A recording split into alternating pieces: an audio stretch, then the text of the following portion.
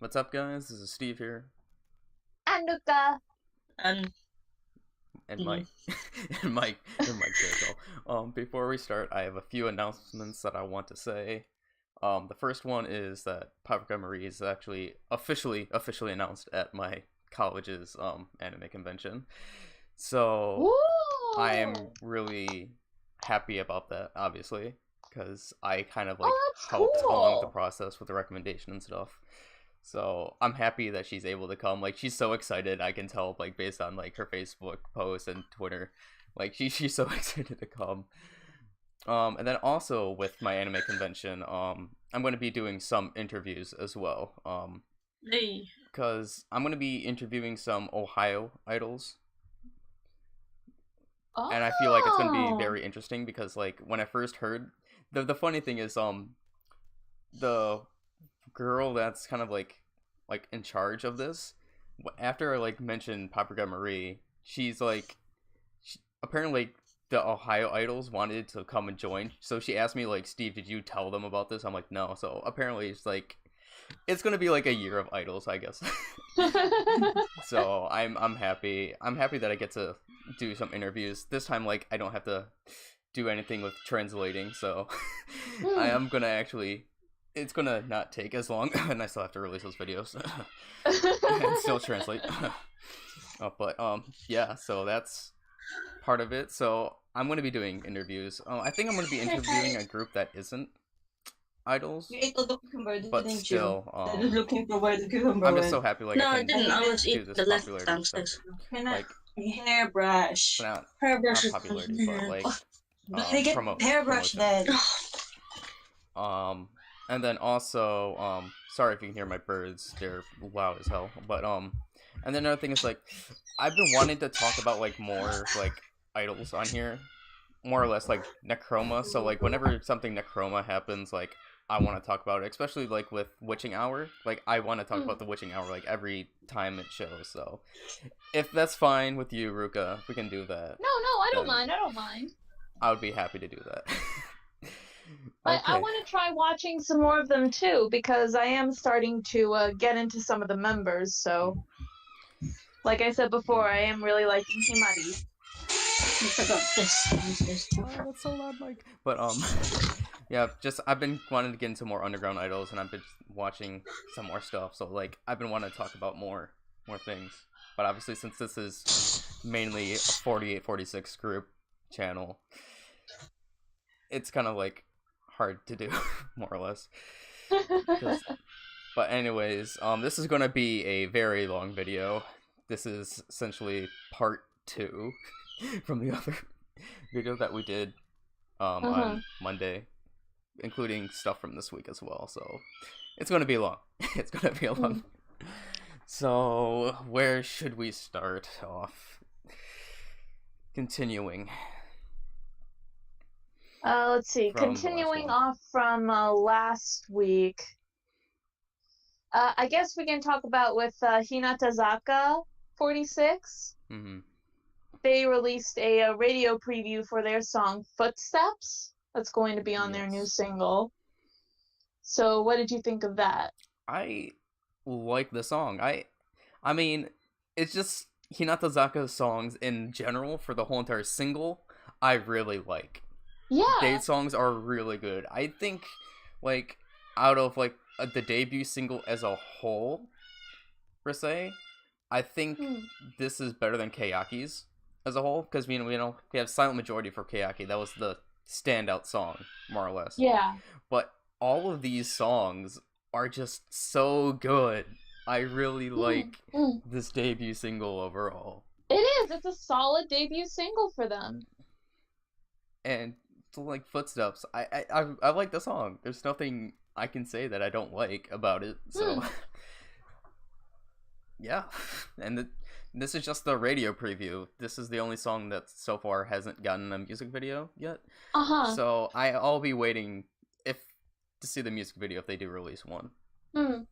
I guess we can go ahead and talk about that too, since it's like intertwined with that. So we have music videos that were released this week for Joyful Love and Tokimeki Sou. Which one do you want to Let's talk about see. first? Let's talk about Joyful Love first, because this was the first one I watched. Okay.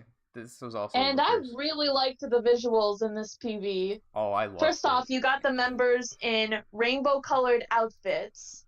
And not like rainbow, like they're multicolored. It's like each of the girls are a different color, and it makes up a rainbow when you line them up. And that is such a pretty visual. I love stuff like that. And yeah, and Kosaka Nao's like sky blue was just so. It looked so good. It looked perfect.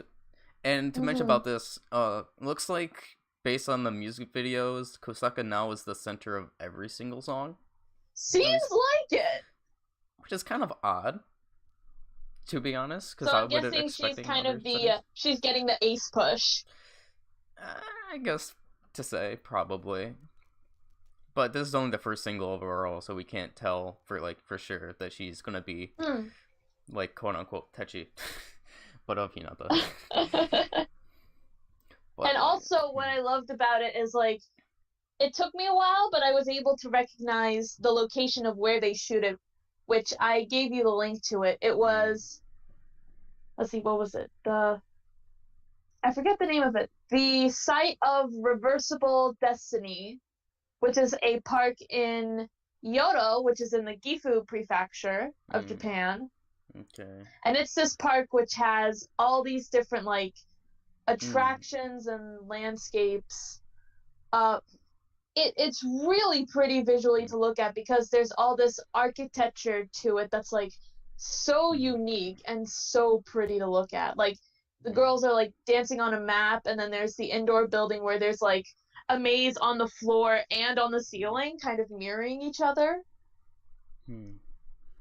But like imagery like that I really loved, and I recognized it because they went there for an episode of Musubi no Ichiban, which I know you've not really been keeping up with it, but like I was like recently, the past couple of days, I was going on a marathon, like going through the older episodes of Musubi to like catch up with the newer ones. So like that's how I recognized it, because I saw the episode where they went to that. And I also like really loved the music video. It was so good. It's like I'm just so happy to see this opposite of Keiaki, with everything being dark for Keiaki, and then Hinatazaka is literally everything is sunny. Like it is I love the contrast, and it's always so joyful, just like the song in itself, the title. Like if I had to be honest, Joyful Love is my favorite song out of this whole entire single. At least personally to me. For me, the music video was probably my favorite, but like song-wise, my favorite is actually Tokimeki Sou. I mean, overall, the songs are just great, but personally, this is my favorite. Joyful Love is my favorite song of the single. Like, there was nothing in that pool scene, too, where they were, like, synchronized, when you can see the rainbow fully. It was just so beautiful. Hinatazaka, thank you. I'm so happy you became your own group and made this a much sunnier place. I'm not gonna stop with that pun. I'm not. Okay, then I guess we can talk about Tokimeki Sou now as well.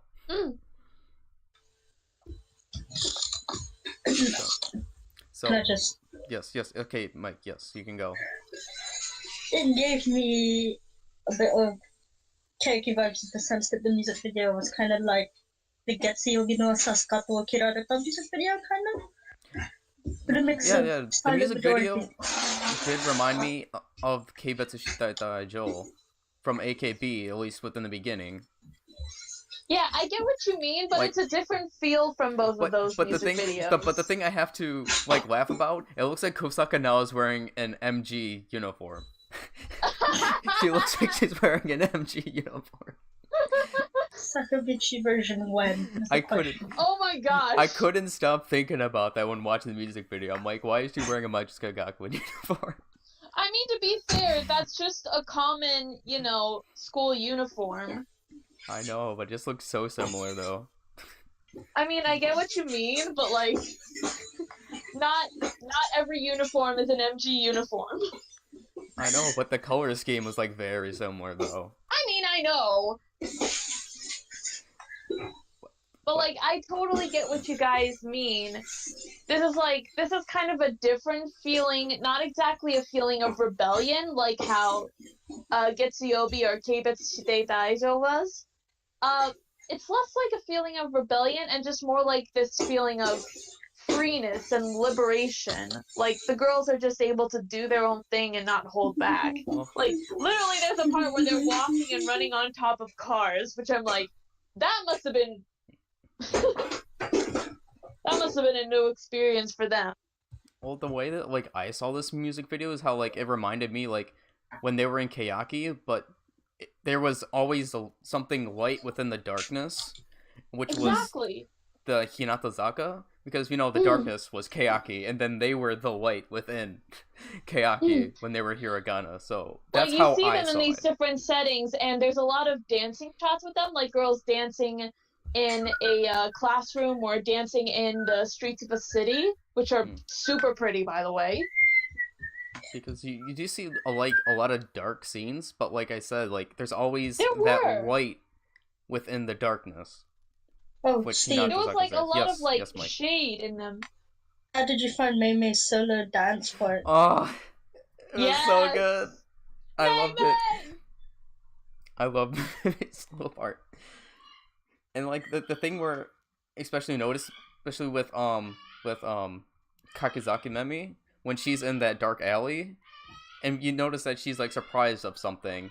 It's like that whole entire alley is dark, but during the one moment in the music video we see what made her surprised, and it's just a bunch of like colorful flowers like in light, which I think would represent them when they were in as Hiragana before within Kayaki. So overall, really good video. Do you have any more thoughts on it, Mike or Ruka? Not really. I really liked the scene where they were like out in the parking lot, like when they were getting out of the bus. Yeah. No, now was the only one getting out of the bus. The others were like walking straight ahead. Like the lighting with like the sun coming down on them was really nice. And I like the song as well. The song get stuck in my head a lot. Oh yeah, and another part I really liked song-wise was the key change. Like that was at the final chorus. The change in key, I really like that. Oh yeah. Yeah, so overall we're all satisfied with Hinatazaka's debut single. I'm happy. Couldn't have asked for a better debut single for A Sunny Place.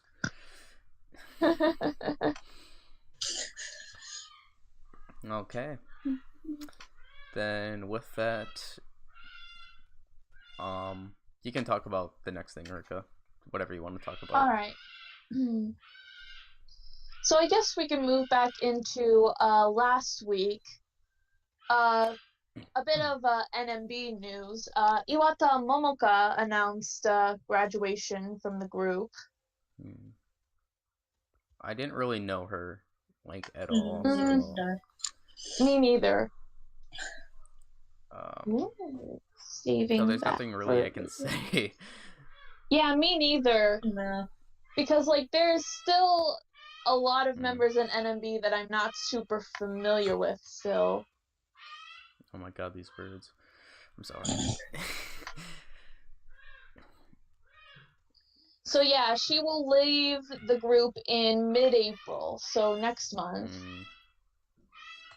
And Yunana's leaving next week, or did she already leave? No, she had graduation. No, not yet. Graduation stage is on the 26th. Correct me if I'm wrong. I don't know if you're wrong or not. I thought it was on the 30th or 31st. I could be wrong as well. Her last handshake I think is on the 30th or 31st. Yeah, but her graduation live at the theater will be on March 26th, which is just a few days away, which is like that's like wow. Next Tuesday. Next Tuesday. Oh my goodness. Not this coming Tuesday, the Tuesday after. Oh my. My heart is still not prepared. And then, I guess with more NMB news, Ota Yuri announced that she's getting a photo book, and all I know is that Natchan is really happy about this. Natchan is extremely happy. Because we all know, like, Ota Yuri is one of Natchan's, like, many wives, so... I mean, or girlfriends, I should say. She shipped her with Sayane when Sayane was still in the group. Oh, God. And I think there was a preview of Ota Yuri's photo book. I could be wrong. I think there was. The covers were revealed, but I'm not sure if there were previews of it.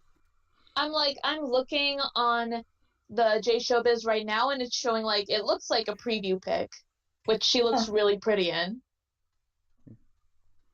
How many copies do you think Nachon's gonna buy? At least 10, probably. At least. Not gonna lie. I think it will be at least 3. At least. I could see that. Then I guess in more photo book news, I guess if Mike wants to announce this, you can announce this.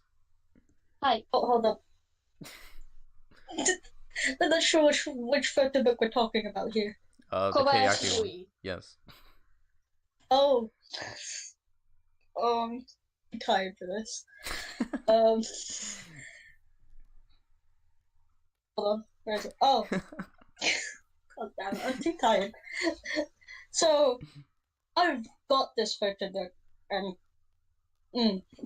I'm not surprised that this got a second printing, but Keiki member Kobayashi Yui's first photo book, Kanjo no Kozu, got an extra 15k second printing prior to its release from its original 100k. Got my copy yesterday, and holy damn, she's sexy. Not gonna lie. Yeah. I still don't know if I'm gonna get it yet. If I do get photo books, they'll probably be when I go to Japan. Like, I don't have the money to do that right now. Somebody from England, I had to get this photo book. She shot it in England. So, Okay. Then I guess we can go to some overseas news, I guess. So there looks like there's at least 2 overseas news that I see on our thing. The first one being that 2 Team TPE or Team TP members, not TPE. Lee Mengjun. I'm sorry if I butcher these names. Lee Mengjun and Sintike were suspended for violating AKB48 policy. I think this was for... I forgot what they used that they were suspended for. Was it TikTok? Or no, but anyways, 2 members were suspended for violating AKB policy. I'm kind of interested in wondering what they broke, because, like, personally, like, when I want to hear why they were suspended, other than just being it very vague. Just so, like, I know for sure. But just saying violating AKB policy, it's like, that's a lot of things that could be considered violating AKB policy. I remember, I know it could be completely wrong, but I think on Facebook I saw maybe it was doing something with, like, the dating ban or something. I'm not sure. Yeah, like, I'm looking on J Showbiz, and it's not saying what they did. It just said that they were suspended for violating AKB's rule of members' behavior. So, I don't know what that encompasses, because that's very, very, very vague. I just wish they would give us specifics to why they're suspended, instead of just giving a vague answer. And then, I guess, going on to... Unless you guys want to talk about this, or do you have any thoughts on that? I mean, me, not really. Like, it's kind of like you said, because we don't have that much information about this or what they did, it's like kind of hard to comment on it. Then I guess going to the good side of things, Team SH announced No Way Man for their new song. Ooh. And from Colin, I hear that he's gonna like this a lot more than AKB's No Way Man, based on the costumes. Because Based on the costumes? Well, if I remember correctly, they're using a red costume. If I remember correctly, they're using a red light costume. So, but Colin is more interested in Team SH's version of No Way Man than AKB's. Maybe I'll check that out. And maybe I'll take a look as well. But yeah. Let's see. There's just so much news. Jeez. I'll let you decide, Mike or Ruka, what you want to talk about next. Let's see. I guess we can talk about this because it already happened. But on March 13th, Sashihara Rino, Kashiwagi Yuki, and former member Watanabe Mayu held a Nico Nico live stream to celebrate the release of Jiwaru Days and also for Sashi's graduation. Because they did the same last year for Watanabe Mayu's graduation for 11月の Anklet. That was at ANN show, I think. Or was it? No, it was a live stream. It was like they were singing karaoke. Yeah. I'm so. It was really funny. Let's see. I wasn't able to see the live stream for this one, for Nico Nico live stream. I don't know if anyone's put the full version up yet, but I did see one clip. Yes, I also saw. I think we're talking about the same clip. Yeah. Gift. Yeah, Mayu's little present for Sashi. And like that is such a Mayu move that she would make, knowing her that she's kind of a pervert, or just in general it's weird. It's like, it's more funny than perverted. I wouldn't say it would be perverted. Yeah. So you can explain the gift that Mayu gave this. Yeah, so first off, she gives her a bag, and it's like, it's got this little present, it's like really nicely wrapped up, so you don't really know what it is, and so she's like, oh my gosh, Mayu, thank you, you're so sweet, and then she opens it up and is like, oh my god. And it is a candy dispenser, like an Easter, themed candy dispenser. Is it like that's shaped like a poop emoji? Not only that, but because it's Easter, it's pink and it has bunny ears. I'm not gonna question, honestly. No. I mean, again, that's such a Mayu move to make. Yeah. Pretty much. Let's see, then I guess you can talk about the Eyes One news, I guess. Yeah. I've not seen this yet. So I've not listened to it. I don't know what that is, so. So yeah, so the DJ, his name is Jonas Blue. He's a pretty popular DJ in Europe, I know that, and he's been making some a name for himself in America. Like he did a song with Sabrina Carpenter. And he has a song called Rise, which he did with a different artist.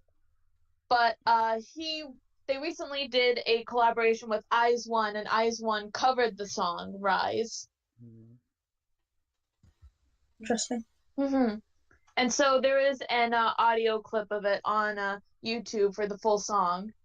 And I think it's really nice. I haven't listened to it, so no, I have no opinion. So. All right. Then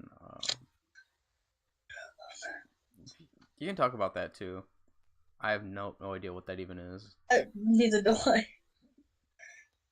Oh yeah, that's Nogizaka news. Oh, okay. I don't know what that is though, so you can announce that. So in some Nogizaka news, there was a new visual revealed for a stage play that they're doing. Nanamaru Sanbatsu, the quiz stage round 2. I guess I haven't seen round 1. But this is a stage play that they're going to be doing in May. It's apparently this is based off a manga that's about a Japanese quiz bowl competition. So like from the visuals, you see them holding, you know, like the little panels of like the X and the circle mark that you see a lot of people like in quiz shows do. It's like the members are like dressed as their characters and they're holding those.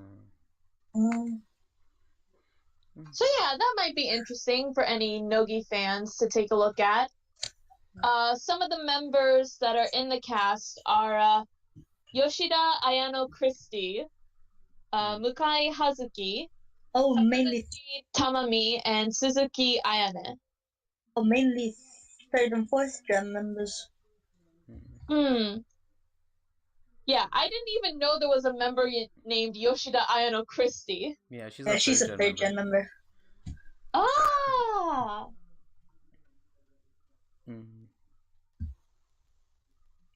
So yeah, look forward to that. I guess you can also talk about this next one because you've actually seen it. Yes. So I've not either. Last week it was announced that Okada Nana was going to be voice acting in an anime short called Kimi o Ugokase. I believe this was since it is March, the spring season in Japan. It's also the new school year for Japan. You know, people, you know, now that we've had members like graduate from high school and middle school, and now the new year is starting for some of the members or some other students now. Like some students are starting high school, some of them are starting middle school. It's a new school year for them. And so this is a short, I guess you would call this would be like a promotional thing for that. Interesting. Like talking about, you know, helping like for students to support them now that they are moving on into like middle school and high school. Like there was a part in the short where they were like promoting this device. It's kind of like an iPad that's like can help students study for exams. Oh, that's interesting. Yeah. And so the short was about a new middle school student and kind of his coming of age story as he gets used to the new exams and also eventually joins the baseball team by the captain of the team, or not the captain, but she is a member of the team who is Na-chan's character. Which I really liked, by the way. Her performance was really good. Hello? Kind of a pretty tough girl. That's like the image I would give for her, the tough girl image. Like literally her first thing is she crashes into the classroom on her bicycle. Hello? And then Hello there. So it was very nice. And then there's something else I want to talk about. I don't think we talked about it last week, but I believe Kawaii Rina also has a voice acting role in an anime. If I remember. Oh yeah, I think we talked about that. The anime that she's going to be in. I'm just making sure because I saw the clip of it. I just wasn't sure that we talked about that. Where is it? Where is but it? yeah, the summer movie. I know what you're talking about. Is it there? Michael, I hope you don't mind. We're kind of picking up on some stuff in the background back there.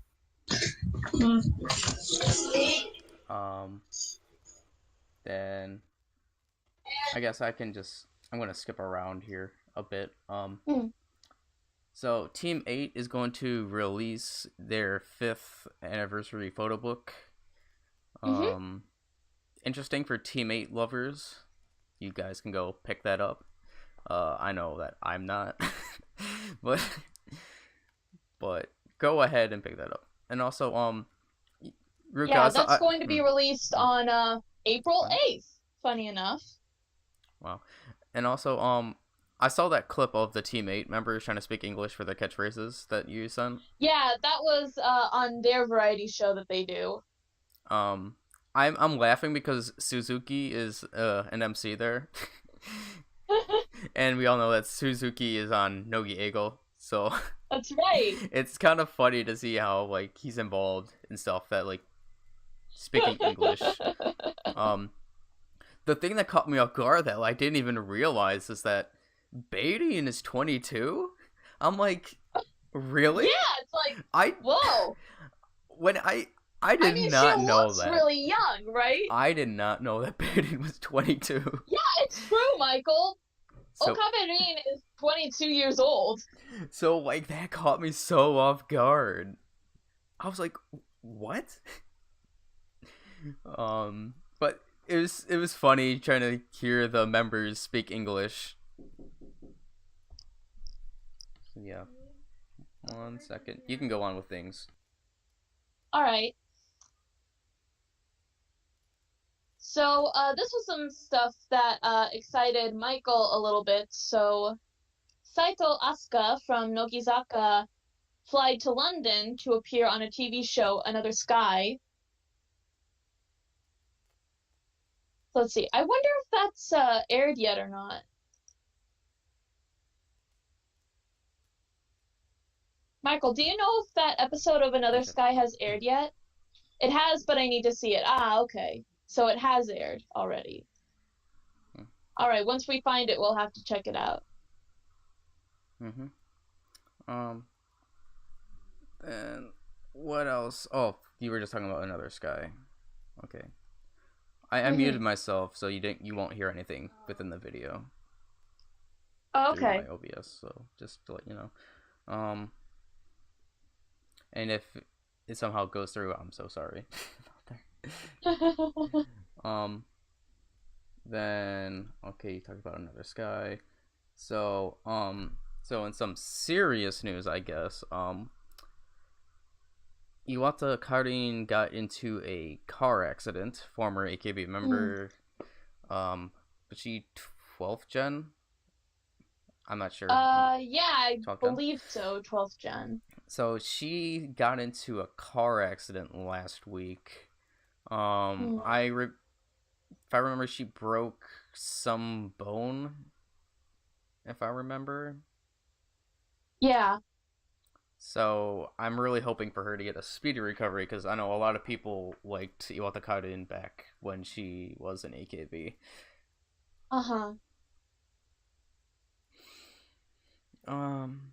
And then I saw those stupid, weird speculations how she's gonna go to Korea. People joking. Oh yeah, that. I'm just like, no, that's just coincidence, you guys. Stop, speculating. The stupid, things. Also, so an NGT, Kyokusei, graduated from the group.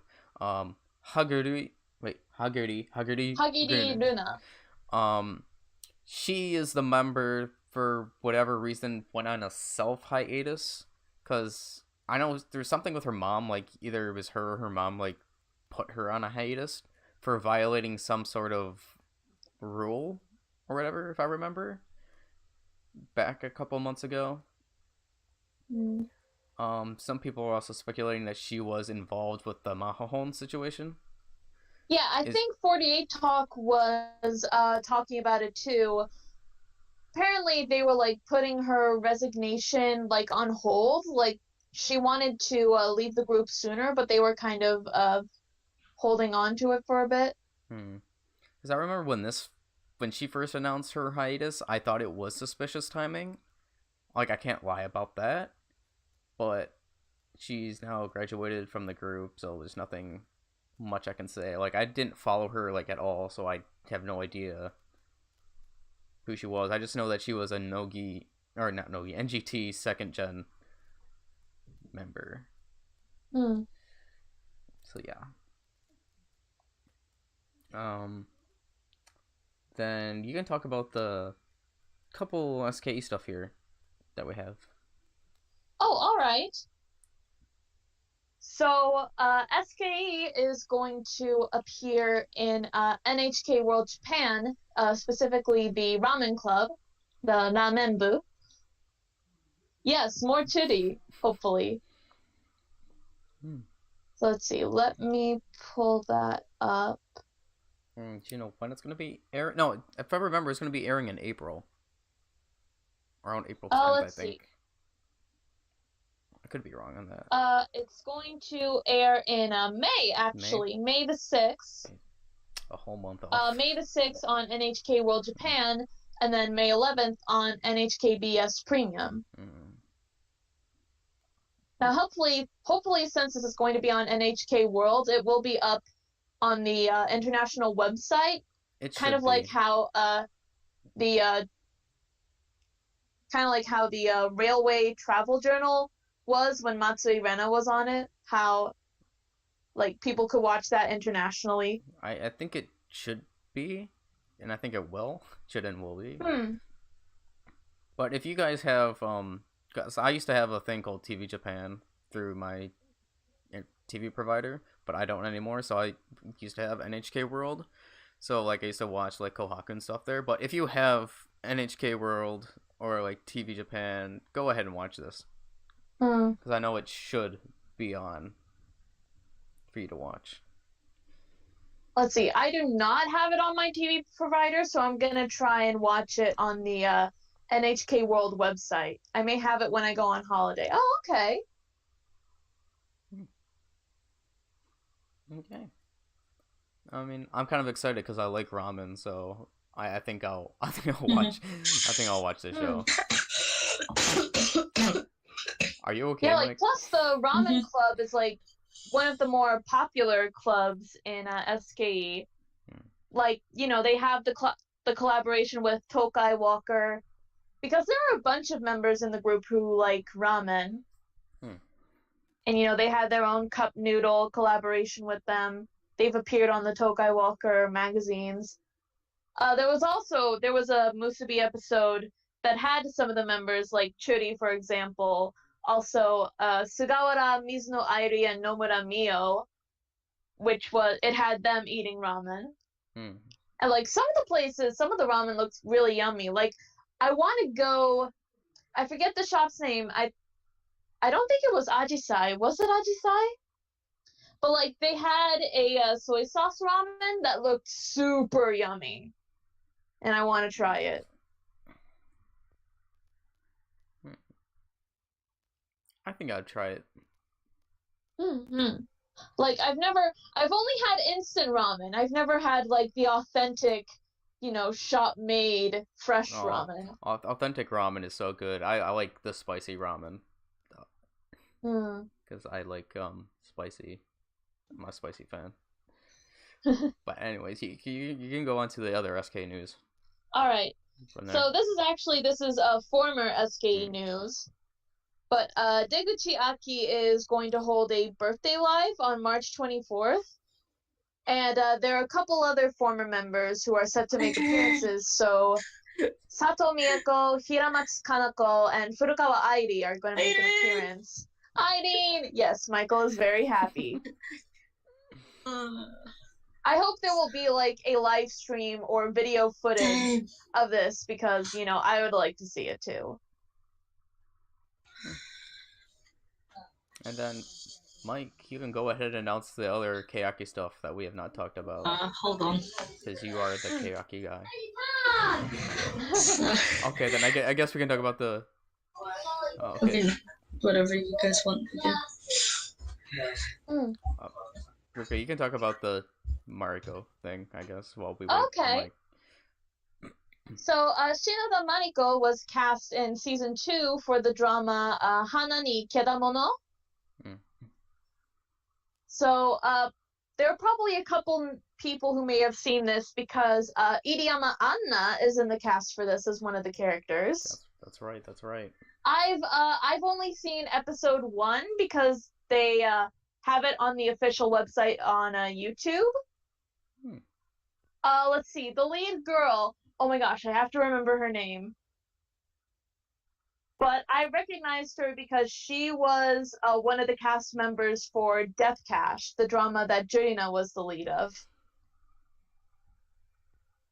Nakamura Yurika. Yurika is her name. I don't know why it doesn't ring a bell. Let's see. Her character's name was Mari. It's been a while since I've watched Deathcast, so. Okay.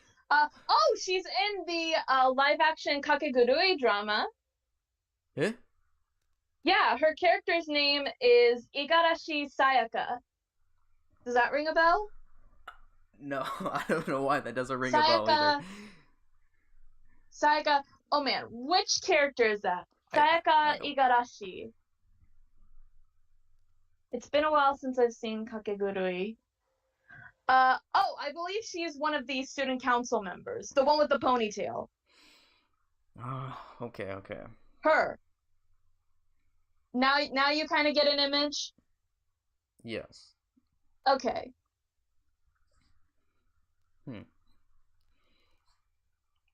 Okay. And then I guess all that leaves us for the last week news is the Kayaki stuff. And well, why'd I just highlight? And I'm sorry, Mike, we're gonna go ahead. No wait, there's an H. Okay, so yeah, I just saw this. So HKT Team T2 and Team 4 are going to hold a joint theater concert in the HKT Theater on March 27th. Yeah, and this is actually the second time that they've done this. They've done one, I forget when they did this, but it was like a couple years ago. Like, it was around the time when, like, Watanabe Mayu and Kizaki Yuria were still in the group, because I saw them in the, I saw a clip of them, like, when they were performing, Tadaima Renai 2. Geez, that was at least 2-3 years ago. Yeah, 2 or 3 years ago is what I want to say. Because if I remember... Plus, like, it was also around that same time where Yukirin had her short hair bob cut, which looked really nice on her. Like, I forgot how nice the short hair looked on her. Because, like, she grew it out again, so... Okay. Now I have to say, sorry, Mike, but I guess we're gonna get into... Okay, he said we could go ahead. Okay, so, let's see, which of the two do... I guess we can talk about... So, the Kayaki second generation is going to hold a... Omi Takekai Omotenashi Kai event in Osaka on April 21st and 22nd in... Wait, did I say in Osaka? In Osaka, and then on the 27th and 28th in Tokyo. I honestly do not know what either of those are. I've never heard of those kind of events. What, you don't know the Omotenashikai? I'm... It's where the members, like, introduce themselves to the fans. Yeah, it's a showcase event. Okay. Oh, that's what it's called? Okay. Yeah, you know, like, Hiragana did it. Like, when the first generation debuted, and Kayaki had it. Yeah, exactly. Oh, I just never heard of the official name. Okay. So, they're gonna have that. And then, also, the last bit of the news from last week, Hinatazaka46 is getting a radio show, Kochi Hoshi to Move. Wait, to move times. Okay, so the radio show is moving from Friday to Sunday at 11:30 p.m. and will last 30 minutes. Jeez, I cannot read today. So maybe I don't have much to say on that, to be honest. Because I don't really listen to radio shows that much except for the ANN stuff. And then that's already ending. So all of that was... I'm wondering who's good. Oh, that's right. I wonder who it could be. I don't know. Berdika seemed like she was a good radio personality. Jeez, I can't even talk either. I don't even know what I'm thinking. Just ignore me. We can just go on to the next stuff. Okay, so now news for this week. There was some major news this week as well. But we can talk about Sashi's now, I guess, full grad PV. Song PV. So yeah, you saw the full version of that. Are your thoughts still kind of the same? Nothing changed. I still hate it so much. There's no change whatsoever. And I came in with even lower expectations than before. So, I still... I mean, me neither. Nothing really changed. I still enjoyed the music video. I still find it's a pretty fitting send-off for Sashi, like, as an idol graduating from AKB. If I had a favorite part, if any, it would be the stupid part where the fans are chanting, I guess. But even then, that was like that was still horrible. That was so bad. Oh yeah, there was something that we forgot to talk about last week. From the week before, we were going to talk about the Neru grad song. Oh yeah, her solo grad song. Hitei shiteta mirai. Well, I mean, we talked about it a little bit last week, but yeah. But now, you see, after listening to Sashi's grad song, and then having to listen to this, it's like, what the hell is going on with graduation songs? Because they're supposed to be good and not horrendously terrible. Like we touched on upon last week, the lyrics-wise, it's not bad. Yeah, the lyrics are good. But it's the melody is a bit... execution of the song is just so bad. Oh my god. It's too... And plus, it's too happy and like... Well, both songs, I would have to say. Like, they're too happy and energetic. Especially this song. Like, it goes so fast. Like she's singing so fast in this too, and it just does not... It's not right. It doesn't feel right. It doesn't help that's like... In both cases with Sashi and Neru, you can hear the auto-tune so easily, and it's just so bad. Like, oh... I mean, on Sashi's end, I think the more, like, upbeat tone, I think it kind of fits it, like, because it's that kind of song, Sashi's graduation song. That's the kind of song that it is. In Neru's case, it's like, I didn't think it had to be, you know, that kind of song. I think if they had it, like, as a more slower Yes, I would have agreed. If it was a lot more slower, it would have been better, but still... I don't like it. But definitely would have been better if it was slower. Not good. It's not good. It's not a good song. Oh god, I facepalmed myself when I heard that. I'm like, no. Oh. But anyways. I guess we can move on now. Mike, so along what are your with thoughts? The Sashi's graduation song, they also released a short version of the behind-the-scenes footage for the Juaru Days music video. I honestly So didn't we get to see a bit of the filming process for how the music video went. I didn't see it. Honestly, I didn't watch it. Did you watch it? Yeah, I watched it. Did they show how they got all the costumes, like, around everywhere, or no? They showed a little bit of that at the end, because it was only 3 minutes long, since it was, like, a preview version. A lot of it focused on, like, some of the location shoots that they did, and also like some stuff that they did in the studio where they were doing like the strobe lights and taking pictures of members at the same time, which was really cool to see actually. But yeah, like they showed a little bit of like the members' reactions when they were walking into the set that had all the costumes, but it was around that same time that it had ended, so probably when we get the full version of that, we'll see that. Okay. And then, let's see. Before we get into the big news, we can do the one above that, Ruka.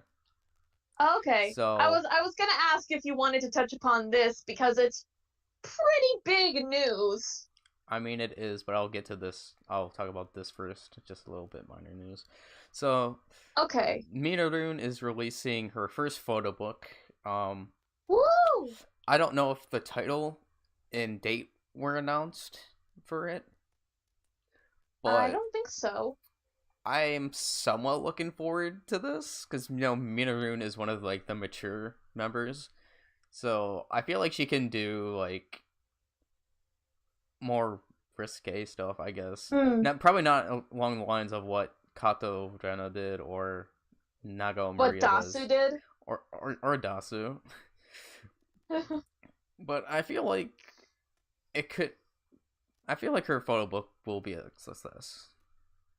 Yeah, Minarune has been really successful, so I'd say good hopes for her. Like, of the transferred members who have, like, come from other groups into SKE, Minarune has been, like, the most successful out of all of them, especially in the recent 2 years, because she got 8th in the Sousenkyo. It's kind of weird. And she's been, like... Because, like, I don't even, like, consider, like, Minarune, like, an AKB member, really. Because, like, I just can't imagine her outside of SKE, like, ever outside of SKE. It seems like she's always been an SKE, although she hasn't. Like, do you know what I mean? I started getting into the group back in 2012, so I did see when she was in AKB, when she was a part of Team 4. I mean, and, like, seeing her, like, in her early years when she was, like, in Majiska Gakuen. So I do have that early image of her, like, being an AKB. But, like, I totally get what you mean. Like, the Minarune that she was in AKB and the person that she is now in SKE are almost, like, two completely different people. Like, she's really grown a lot. I mean, it's kind of like the opposite with, like, Suchan. Because, like, even though, like, Suchan was an SKE, like, I still, like, associated her more with AKB. But in Minarune's case, I associate her more with SKE than I do with AKB. Because How about some of the other transferred members, like Suzuran and Tani, for example? Suzuran, SKE, Tani, SKE as well. I don't know, it's just something with Suchan that I can associated her more with AKB, more or less than the other transfer members. I mean, I get what you mean, though. Like, again, similar with Minarune, I still had an image of, like, Suzuran being in AKB. But again, it's her image in AKB and her image in SKE, especially now because she's older. It's like the two images I have of her, of, like, younger Suzuran in AKB and older Suzuran in SKE are, like, two completely different people. And for Tani, actually, it's interesting. When she was, like, in HKT, when I first saw her as a Kenkyusei in HKT, I didn't like her. But when she got into SKE, I fell in love with her. Like, I don't know what it was, but, like, just in HKT, for some reason, I didn't like her. But when she got into SKE, I suddenly just really changed my opinion about her, and I really love her now. It was weird. It was like putting her in a different group, it like kind of made all the difference somehow in some weird way. I mean, kind of like Suchan for me is like what with Miyazawa Sai. Like, I can only associate really Sai with AKB, although that she was fully transferred to SKE. Yeah. Like, I can only associate Sai with like AKB, not really SKE. I guess along the lines of like, I guess it's more or less with like the older AKB members, probably. I would have to say I would associate For them me, more it's with actually AKB. half and half with Saya. Like, I loved Saya when she was a part of AKB Team K, and I also loved Saya being a part of Team S, because, like, Saya never changed. Mhm. Like, with some of the other members, you could sense there was, like, kind of a change in them somewhat. With Saya, you do see her growth, but she's still, like, relatively the same person in ways. Like, Saya never had any drastic change to her. She was still Enki, kind of boyish ikemen member who was always a popular, really kind senpai to the junior members. So yeah. Then I guess we can get onto the literally biggest news, I would have to say. This is probably like the second biggest news of the year, besides the Mahahon situation. So Probably. It was announced, I forgot what day it was announced, but it was announced that AKB will not be having a Sousenkyo this year.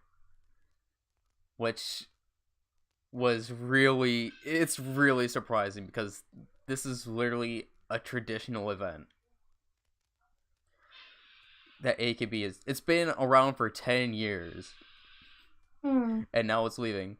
It's kind of funny because I don't know if you've seen the memes in like our Discord. Whenever like somebody announces graduation, they have like a picture of Michan like on the left, saying that like she's outlasted that member. This time, Michan has outlasted the Sousenkyo itself. Like, oh my god. Like, it's really surprising because I'm just wondering if they're going to get rid of the John Ken this year because, like... Oh man, I wonder. Like, I wouldn't be surprised if they did, because the John Ken really has not been... Like, it's not been good. No, it's been terrible. It's like, it's kind of lost its luster. We've not had that feeling of, like, true excitement with the John Ken anymore. It's just been, like, boring? Yes, it's been really boring and terrible. So if they don't get rid of John Ken, I'm gonna be facepalming myself really hard because you're getting rid of the Sousenkyo, at least for this year. But if you keep John Ken, which is absolutely horrendous the past couple of years, I'm gonna be scratching my head, like, why? Because as we know, like, the Sousenkyo was literally the biggest, or either the biggest or the second biggest idol event that happens all year long. The other biggest idol event is TIF, the Tokyo Idol Festival. So AKB Sousenkyo and Tokyo Idol Festival are the two biggest idol events in the year, and now this is not happening this year. Okay. You go first. Okay. I was literally confused because, like, when this was first announced, because I'm like, from a business standpoint, this makes absolutely no sense to get rid of the Sousenkyo. Because it sells literally the most CDs and everything, no matter what. So from a business standpoint, getting rid of the Sousenkyo makes no sense. However, this is a chance for AKB to rebrand themselves and try to find something new, which AKB desperately needs at this point. Because compared to, especially when it is put to the 46 side, like, AKB just seems like they keep on getting worse, while the 46 side keeps on getting better. I mean, we can see this result from other things that we'll be talking about later. But not having a Sousenkyo, that's just... I'm sad because now Jirina won't get her redemption. Because I was hoping that this year in Sousenkyo that Jirina would have her redemption. But I'm just wondering what they're going to do now for the next single, because... or at least for the next two singles, I should say. Because the next single usually is the pre-Sousenkyo single, which is the one with the voting tickets. And then obviously the one after that is the Sousenkyo single, so I'm honestly really interested to seeing what they will be doing with these next two singles.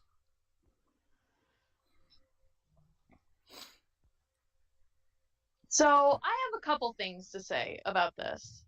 So like I understand where you're coming from with this. Like from a business standpoint, it seems like it doesn't really make a lot of sense why they would get rid of like one of the 48 group's biggest events. But like you gotta think about a couple things. Like first off, last year's Sousenkyo, it was the 10th general election overall, and it was probably the biggest election overall because they were including members from like the overseas group. Granted, it was only, you know, Taiwan and Bangkok, and like they wanted to get JKT in there, but they couldn't because it was like national holiday for them, so they couldn't like, go. Ramadan. But like it was still like really, really big. Like they were getting, what was it, 100? Like the top 100 were getting in. The top 100. And I believe Oya Shizuka had 14,000 votes. Exactly. Somewhere around there, at being at number 100. So like the scale for last year was so huge. Like my immediate thought, like after everything was all said and done, was like, how are they going to top this? So they probably are taking a break from this year, kind of like how you said, to kind of, you know, rebrand themselves so that when they do, if they do another one next year, another election, it'll be when the group has had some improvement in themselves and like rebrand themselves. See, I don't think that they will have one next year because next year is the Olympics. Yeah, So, actually, yeah, that makes sense. I don't think that they're going to have a Sousenkyo next year as well. Yeah. They probably will have the group do something for the Olympics, but it probably won't be like the Sousenkyo. But you also got to think about, you know, the elephant in the room, the whole controversy that happened. You kind of brought it up, how Jurina, like, if they did have a Sousenkyo this year, Jurina would have had, like, a redemption. That could play a part in this, too, because all of the drama that, like, hit Jurina, like, from last year, like, with her health, how she went on a hiatus, like, the whole controversy with her and her relationship with Sakura, what happened between them, everything that happened was just, like, so heavy and so intense. Maybe they're deciding, you know what? We're not going to hold it if something like that is going to happen again. Well, the thing is, there's another major factor that probably is the like, reason I mean, why. Literally, like, when it was announced, like, on my timeline, when it was showing, like, the news articles for, like, you know, talking about how they weren't holding the Sousenkyo, there were no pictures of Achan or Yuko or Sashi. It was literally all Jurina. To be fair, like, I didn't see, like, the articles, so I don't know if they included, like, other photos from past Sousenkyos. But, like, on the main, like, link, it was always coming up a picture of Jurina because she was the last queen. And, you know, other members, I know there was some other people on Twitter talking about, well, that means Jurina is keeping her reign for 2 years. No one's going to take her crown. And plus, she is most likely going to take this next year. She said it herself. On AKB48 show, there was a video on the show's website where it showed her after they were filming, because they gave her like a fruitcake and a bouquet of flowers for her birthday. She said this year she really wanted to focus on her health because of all the drama that happened and how that affected her health and went on a hiatus. That I would say played a massive part in that. But I think there's something else that played a massive part in this decision. What's that? NGT. Yeah. The NGT, the Mahohon situation, without a doubt, I think played a massive role with this decision. because as we know, during Sousenkyo season, members, I guess, more or less get more competitive with each other for PR, and they don't want anything bad to happen as a result of what might happen if NGT like members like rank high or whatever. So I think that's also a major. I think yes, the Mahone situation definitely resulted in them not having a Sousenkyo this year. Like those two things combined, the drama from last Sousenkyo with Jirina and Sakura, and then having the Mahone situation, I think that those two are the main reasons why. And and the thing is, I saw something that Sashi agreed that they shouldn't have a Sousenkyo or something like that. Yeah. So, I guess once again, this is a time for rebranding for AKB, the much needed rebranding that they need. Hopefully, they can do that. Let's see. I'm gonna look at what she said. I don't know what she said, but I know that she commented on saying that she agreed that there shouldn't be. Okay. a I pulled Sousenkyo. up the quote from J Showbiz, so I'm gonna read it right now. As a person who gets well known by the general election, I understand the complicated feelings of members and fans who have been working hard for the general election, but I think they cannot hold the general election while there are still a lot of things they're not able to organize nor explain. I feel like that is connected to the Mahone situation. At least based on what I hear, how she said that.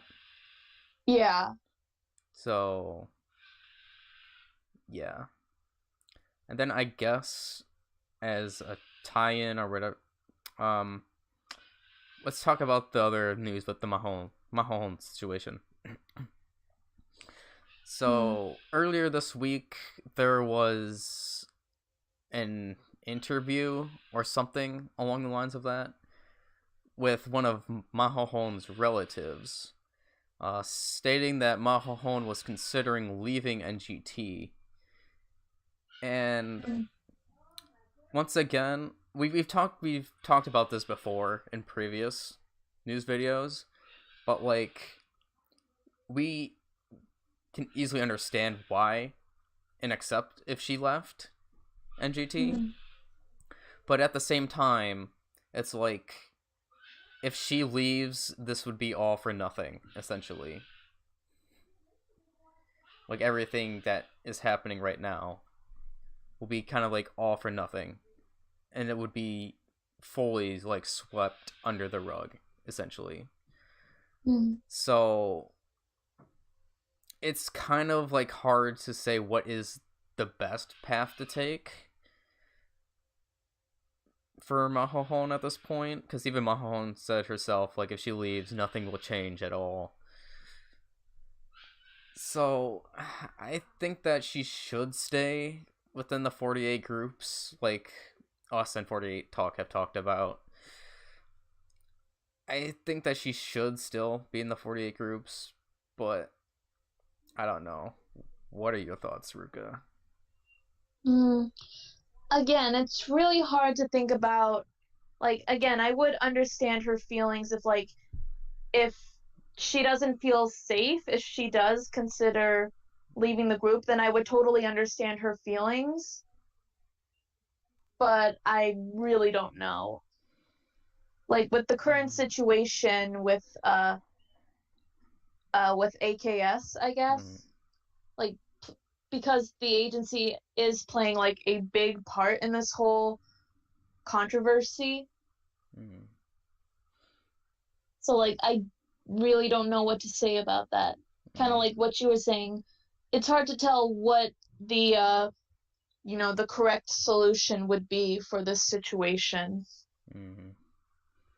Then also I think Boma, the one in her Discord, he went to a handshake event, I think a couple days ago, and he was saying how for the NGT part, that they upped the staff Hmm.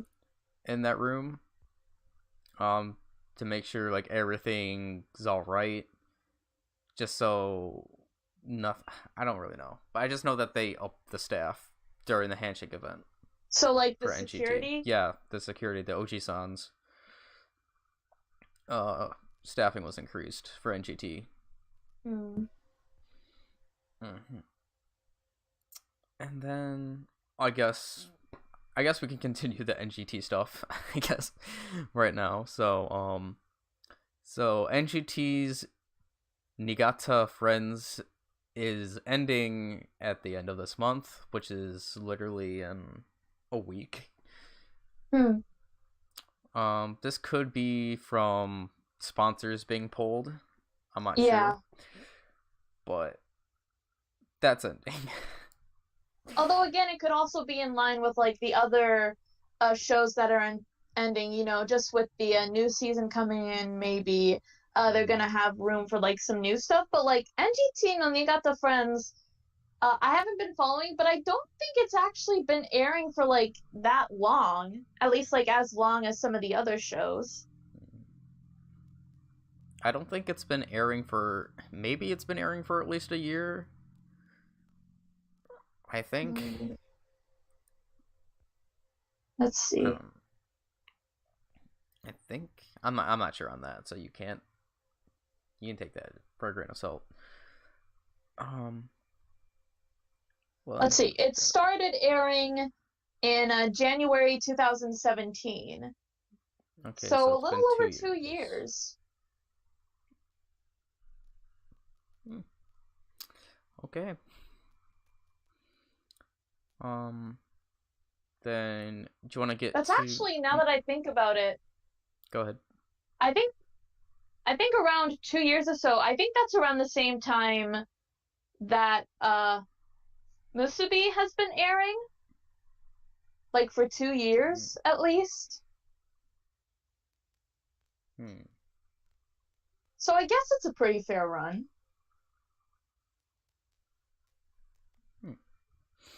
Okay. Then I guess we can talk about what you're on right now. Okay, so the next couple things we're going to talk about is kind of like supporting how, like, I guess AKB has been going down in popularity, if you would have to agree, Ruka, compared to the 46 side. I mean, I guess something like that. Because based on these next couple things, we can tell the transition from AKB's glory days to now the 46 beating out AKB. So it was announced that a Nogizaka 46 All Night Nippon was going to replace the AKB's All Night Nippon. So that kind of says something a little bit of how, like, at least the trending of idols is right now within Japan, where Nogi is now more popular than AKB.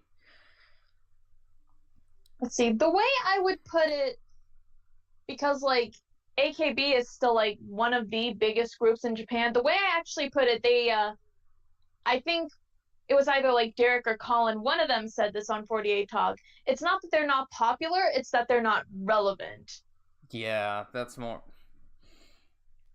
That would be more the point. Like, I think it was you're Derek seeing that a lot said of that. like Nogi and Kea and some of the other sister groups, like SKE especially, because they're getting so many TV shows now, and especially since they have transferred talent agencies, Keyholder is now, you know, doing a lot that they can to help support SKE and put them out there. They're making them relevant. AKB, they're still popular, you know, they're still making music and all that, but they're not relevant anymore. Not as much as they have been in like their early years, in their golden age. Yeah, I would have to agree that AKB really isn't relevant. Like they're trying to put themselves, like, they're trying to stay in relevancy, like with some of their songs. but And you know, definitely. there's also like kind of relating to the news about the All Night Nippon. There is some news about their new show that's going to start on April 7th. It will That's be right. airing on Sundays. I think it's only going to air for 30 minutes. 30 minutes. Ooh, that's a big Let's drop in see. airtime. Did it? Having this 2-hour program now become this 30-minute program. Well, that's around the same like time length that SKE's radio shows. Some of their shows run for half an hour. And I'm trying to look up now. Nothing is. I think this is still going to be broadcast around Sunday. midnight. Midnight. Okay, so it's still like a midnight show. I think they should have had it earlier. Yeah. I mean, it's just like what Colin and Derek were saying, because you're losing a huge portion of your members that can participate within the show because you're having it. Yeah, exactly. Like SKE's radio shows, for example, the Nijanayo series, Janayo in general, members participated in the radio show in Janayo at least once. So, like, that includes the older and the younger members. That includes the Kenkyusei. The Kyuki Kenkyusei, like, especially the younger members, they've appeared in it at least once to, like, introduce themselves. And, like, they're with their senpai members, so they have support from them. But, yeah, like, for SKE with their radio shows, all of the members have participated in that show at least once. With All Night Nippon, and I'm guessing this radio show, too, since it's the same thing, since it is with Nippon Hoso, because it's a midnight show, you're only limited to the members who are like 18 and older because they don't have a curfew.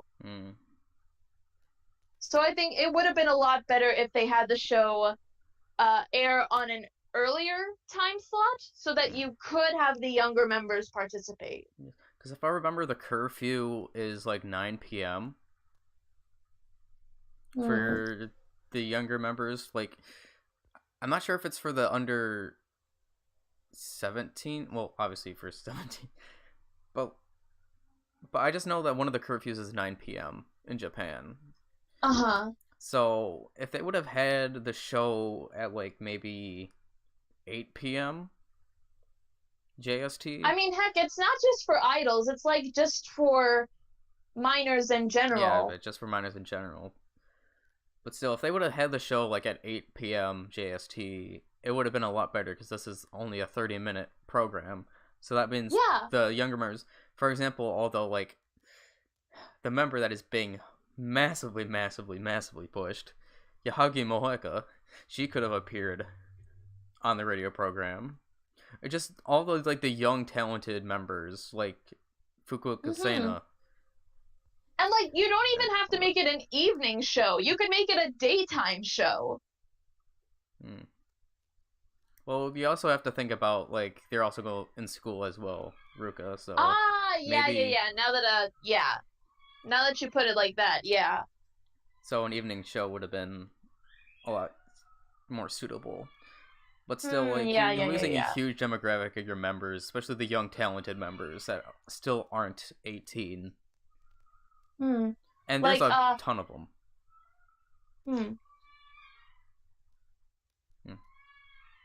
Go ahead. Like, there's... I was about to say, I was trying to think of a member, Yui, Oguri Yui, she's still 17. And she's never been on All Night Nippon. Nope. So you're losing Yui, Moeka, Fukuoka Sena.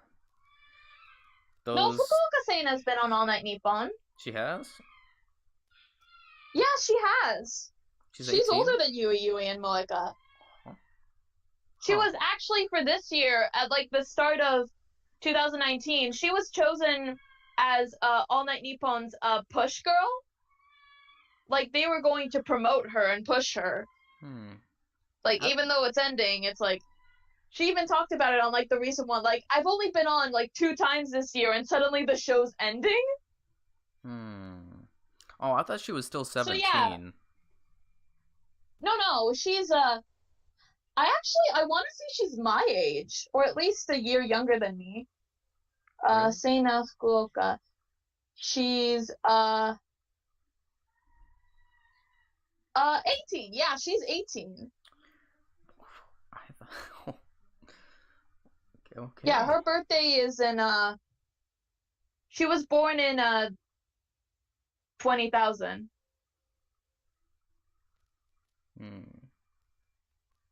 Okay. But still, you have those other young members that still won't ever get a chance to like promote themselves as much. Although AK Bingo is kind of changing that. It's still more geared towards the newer generation members. But Yeah. still, not really. There's not really much of a push for the younger members that can still be there. So yeah, you can talk about whatever you want now. Let's see. I see Michael on the dock, so I'm gonna message him real quick saying if he can join back. Okay. I guess I can go to the next thing, if that's fine. Yeah. Let's see what to talk about. So, BNK48 is going to be holding a manga contest. Yeah. I don't know when that's going to be, but that sounds pretty interesting.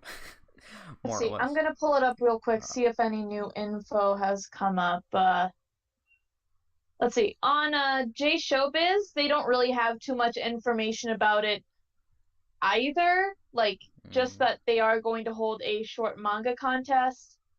Granted, there might be stuff like in the actual tweet or in the article, but I cannot read Thai. Same. Same. Oh yeah. Hi, Michael. Welcome back, Mike. Okay. Hi. So yeah, you can go ahead and talk whatever you want to talk about now. Okay. I guess since we were kind of talking about Nogizaka earlier, we could continue with the Tokimeki series. I guess we can ask Michael about this too. So we were talking about earlier, Michael, about how Nogizaka is going to have an All Night Nippon series replacing AKB's All Night Nippon. Oh yeah. And we were basically talking about how AKB, like just the group AKB, is kind of becoming less and less relevant compared to groups like Nogizaka and SKE recently, because they're owned by Keyholder now, so Keyholder is trying to push them and get them, as much support as they can. So what are your thoughts on that? I think I wouldn't say it's like a downfall of AKB in a sense, but like it's like a 10, however long AKB's been around, like an era's slowly starting. Almost 14 years? 13. Be 14 13, this. yeah. 14 this December. Yeah, an era's slowly starting to fade in a sense, and then there are like newer groups like Nogi, Keiki, SKE, even Hinatazaka. like Hinata as well. And then you have those. And then underground idols are still getting massively pushed now, as well, or becoming more relevant. It's not like management are causing the downfall. It's just that there's a shift to like other groups. People are losing interest. Pretty much. I don't know. I still think that management does play some part of this, because like this is kind of relating to something we were talking about earlier, but I saw a tweet about someone was talking about how they mentioned like there was an argument about SKE not being as relevant as the other sister groups in AKB. Like, was it the members' fault or the agency's fault? But now that SKE is with Keyholder, and how Keyholder is like helping them promote these new shows, or like setting up the idol school and helping push the members, all that, like Keyholder is definitely doing a better job than I just kicked my table. Yeah, I think they're doing a better job than AKS would have ever done with Yeah, SKE. you have to think about how often we complain about how terrible AKS is. And How plus, we were often talking about like Sashi, how she was talking about, like not holding the Sousenkyo, and she was talking about we can't hold a Sousenkyo when all this other stuff is happening, and they're doing a really bad job of like organizing it. So, like, basically, Sashi is agreeing to, yeah, everything's kind of a mess right now. Mm-hmm. And she's going to be graduating next month. Mm-hmm. So, yeah. We're going to lose a great member. So, going on with this, the Nogi thing. So, there is going to be a Sakamichi TV special next I'm so week. hyped for this. It's gonna be an hour and a half, and it'll be before the final AKB48 show. Mm-hmm. Which is next week. Which is the day after the Sakamichi thing getting weird. Yeah. Mm. I'm hyped for this Sakamichi show more than I am for AKB show. I'm not gonna lie. Because there's like the full performance of Kun, there's the full performance of Kuroi Hitsuji. Oh, I can't wait to see that. There's like stuff, there's like footage from Nanis's grad concert. Oh. There's gonna be footage from Hinata's debut countdown live as well. Ah! There's gonna be book segments with like 2 sets of 3 members. So like 1 set of members is like 3 captains. Hakurai, Sugai, and Kasuki Kumi. Ah! Excuse me. And then the other set of members is Kobayashi, Saito Kyoko, and Hori Miyano, I think it was. So, I'm hyped for it. Now, did Kayaki perform Kuroi Hitsuji at like M-Stay or any other show yet? Performed it on Music Station. They played it on Music Station? Mm-hmm. Because I still have to see what the full choreography is, because I still don't know what it is like, because in the music video there's not really a choreography. There's like the short choreography of Music Station and Countdown TV, but that's about it. So we'll probably get the full version of Kuroi Hitsuji. Hopefully there won't be any camera accidents. Hopefully Neru's gonna be there, because from handshake reports as well, she in the mini live she hasn't been performing Kuroi Hitsuji. She performed Nobody, she performed her solo, but not Kuroi Hitsuji.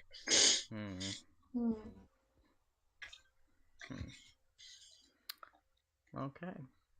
But I'm just really excited to see the full choreography of Kuroi Hitsuji. Same. Not gonna lie. Because that will actually be my first time seeing the actual choreography in general. Oh!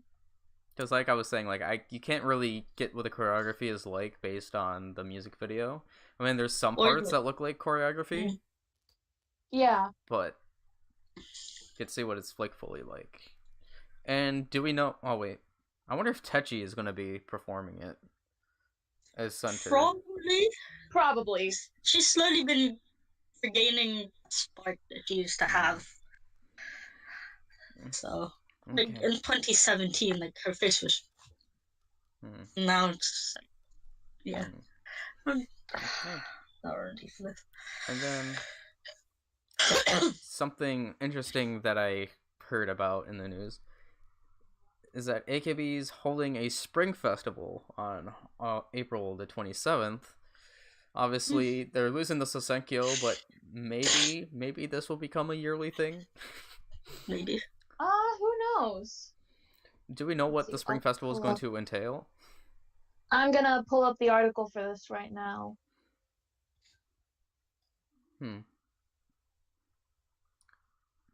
Yeah. But I don't know, like, even if this is, like, a one-time thing, I still think it would be interesting to do, like, holding a spring festival.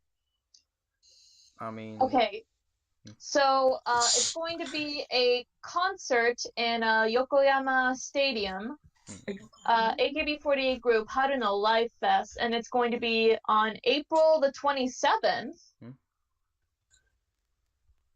So this is probably going to be Sashi's last big concert for AKB, like aside from probably Sashi her graduation concert in HKT. I thought she was leaving in mid-April. Oh, she might be. So Sashi will be gone by then. Ah, okay. Because, like, the article they have in J-Showbiz is a picture of Sashi, so my mind went to, oh, it's going to be her last big concert for AKB. I mean, it might, but I thought she was leaving in mid-April. Alright. Then, because we haven't really had a festival in a long time, because the last festival that I can think of is like the sports festivals, but they don't really have those anymore. Back in the day when they did the summer sports festival. So yeah. So go ahead, either one of you two, whatever you want to talk about next. Okay, I want to talk about some teammate stuff, some teammate news. So Tanigawa Hijiri and Nakano Ikumi are going to be in a Japanese historical stage play, Sazen, and that's going to be running in May.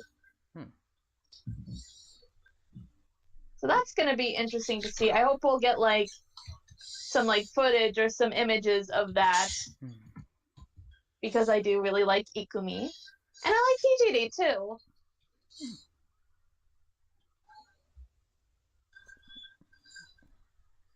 Let's see. We can go on and talk about the two SKE things, I guess. Okay, so... Let's see, there's quite a bit of SKE stuff, actually. We can just talk about all the SKE stuff right now. I'd say that there's at least Okie-dokie. 3. Okay, so first off, I know that Michael is really happy for this. So it was announced that the SKE 2nd Gen is going to hold a 10th anniversary live on March the 29th. So that's in a couple of days. I didn't actually know about this until I reread the stock. Oh! So, I'm happy about that.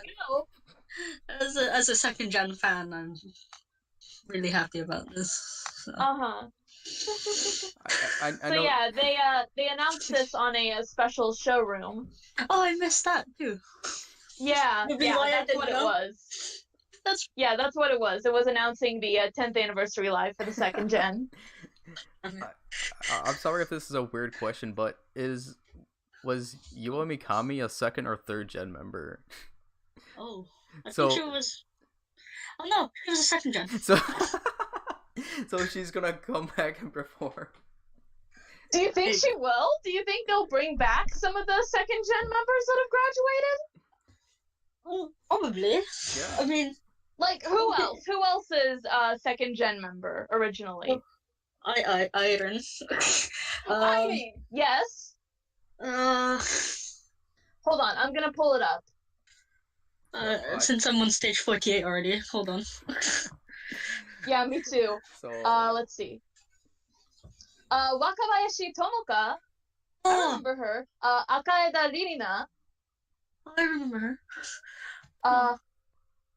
Oh, Manatsu! Mukaido Manatsu! I don't think Manatsu will come back though. Okay. Matsurina? Matsumoto Rina? Or how about Abiru Riho?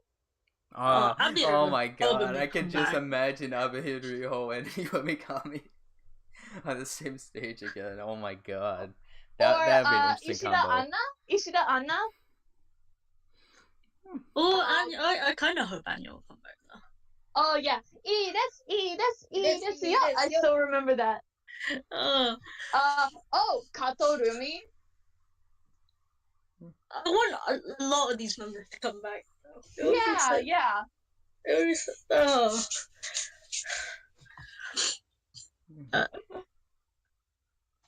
So yeah.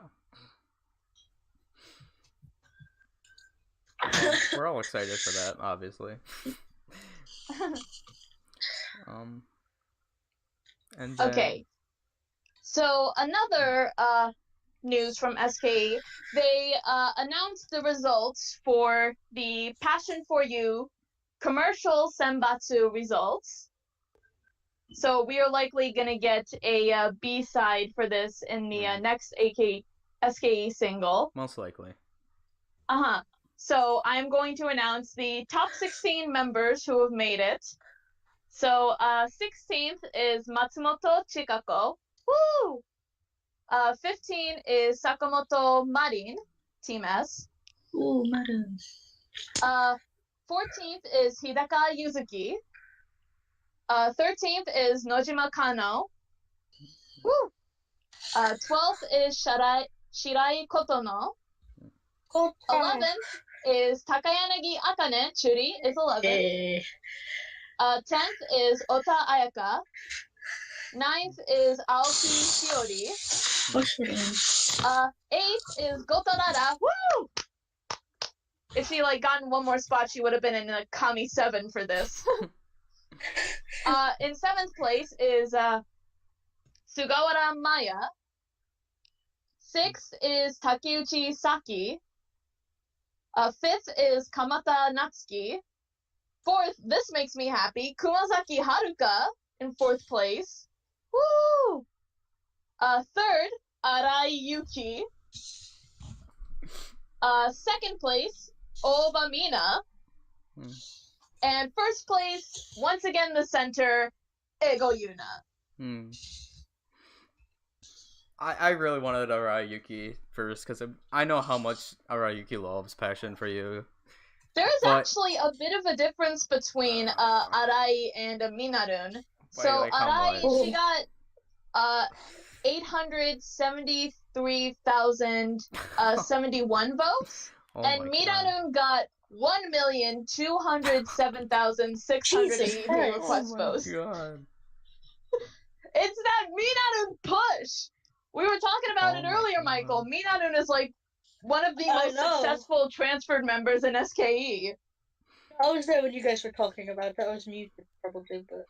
Oh, yeah. How much did Ego My Lego get? Ego got 1,215,359. Okay, so Ego My Lego and Minarun were close. They were pretty close. Oh my god. Jeez, that voting difference between Bae and Minarun. Oh my god. But still, I'm really happy that Arayuki is 3rd since she loves Passion for You a lot. She does. And obviously, you're happy, Mike, that Churi. I'm sure she's been in all of these CM so far. Towards the back, but I don't care as long as she's there. Let's see. Also, this is also some pretty interesting news that I discovered on Twitter. So, in the 2019 ranking for TV appearances in Japan, SKE has placed 7th, which is actually the top ranking for the AKB48 group as a whole. Of all the groups, of all the sister groups, SKE has had the most TV appearances, in the first 3 months of 2019.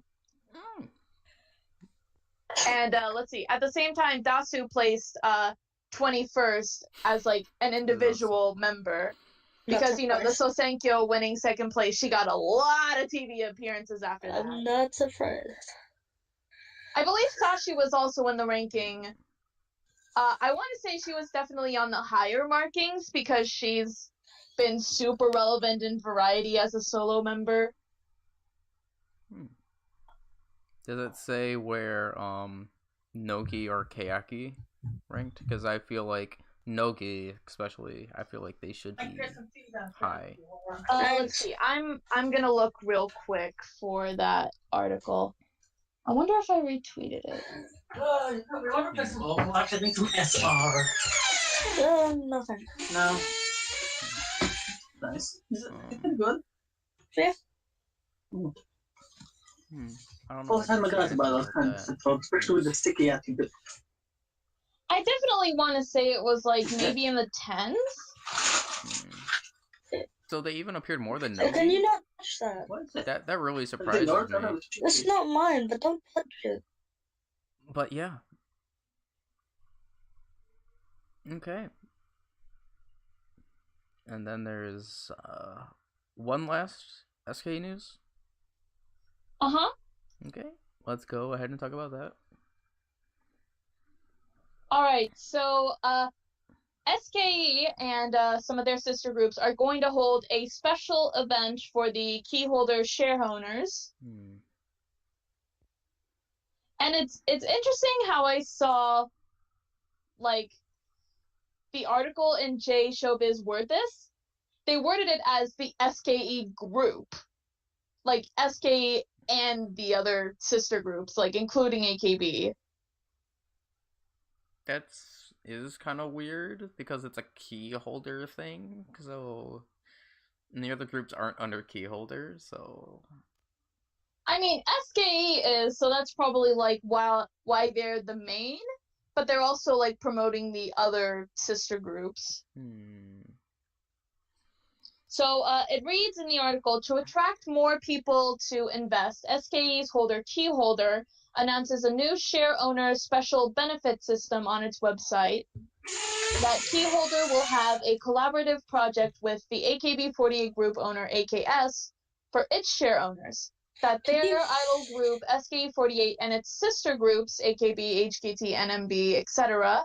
will hold special events, for example, the 48 Group Festival, for keyholder share owners. I'm confused, because wasn't there, like, this thing that went out, keyholder were planning a sister group for SKE? So that's what I instantly thought when I saw that. Might just be me.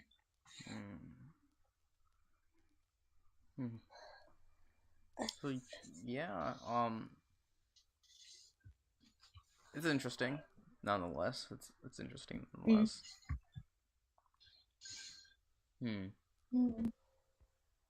So, yeah.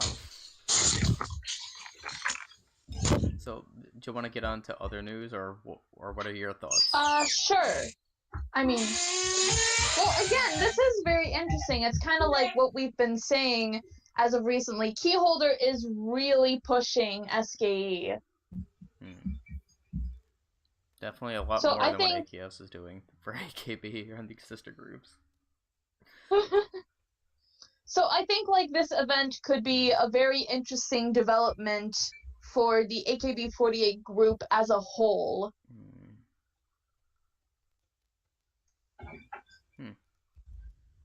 Okay. Then let's get into the two graduated member news, or former NMB member news, I guess, to say.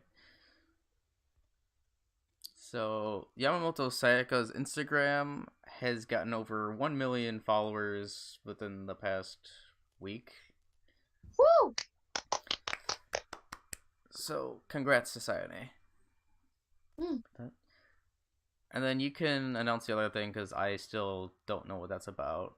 I saw news, but I didn't really read on that. So, first off, Watanabe Miyuki released a music video for one of her songs off her new solo album. The song is Yugure Sentimental.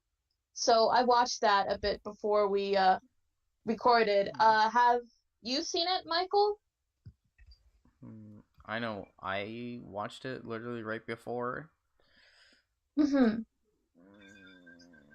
was decent. That's all I can say.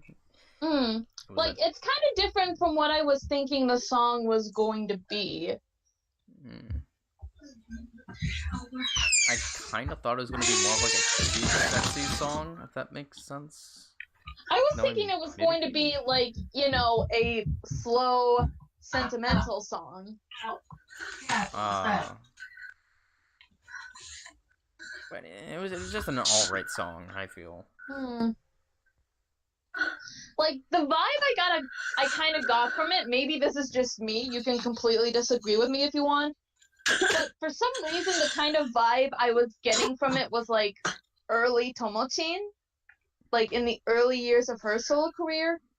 Just, like, for some reason, I don't know. Like, maybe that's just me being weird. But, like, for some reason, I was thinking back to her song, Fuini. I can see it. I can see it. But, like, it's definitely a different style from Tomochin because this is Miruki. Yeah. Once again, it was a decent song and music video, but there wasn't really anything that stood out to me. The only thing that stood out to me was the one room that was completely gold that, like, hurt my eyes. I will say this, though, like, Miruki looked like a model. Like, she was gorgeous. Like, some of her makeup in a few of the scenes was like, whoa. And then also, this was recently announced for today. So, Miyuki is going to be forming a new girls' unit. Yes, that's what I was confused. Like, I heard about it, but I didn't read much up on it. So yeah, they're holding auditions. She's going to produce her own singing girls unit. Oh, it's like Sashi, kind of. Pretty cool. That's kind of the feel I'm getting for it. Yeah, too. But I feel like these aren't gonna be like idols, quote unquote. Yeah, no, because like there's some info on it here. Like the audition rate is people who are under 30. And the auditions are going from today until May the 7th. Wow, that's long.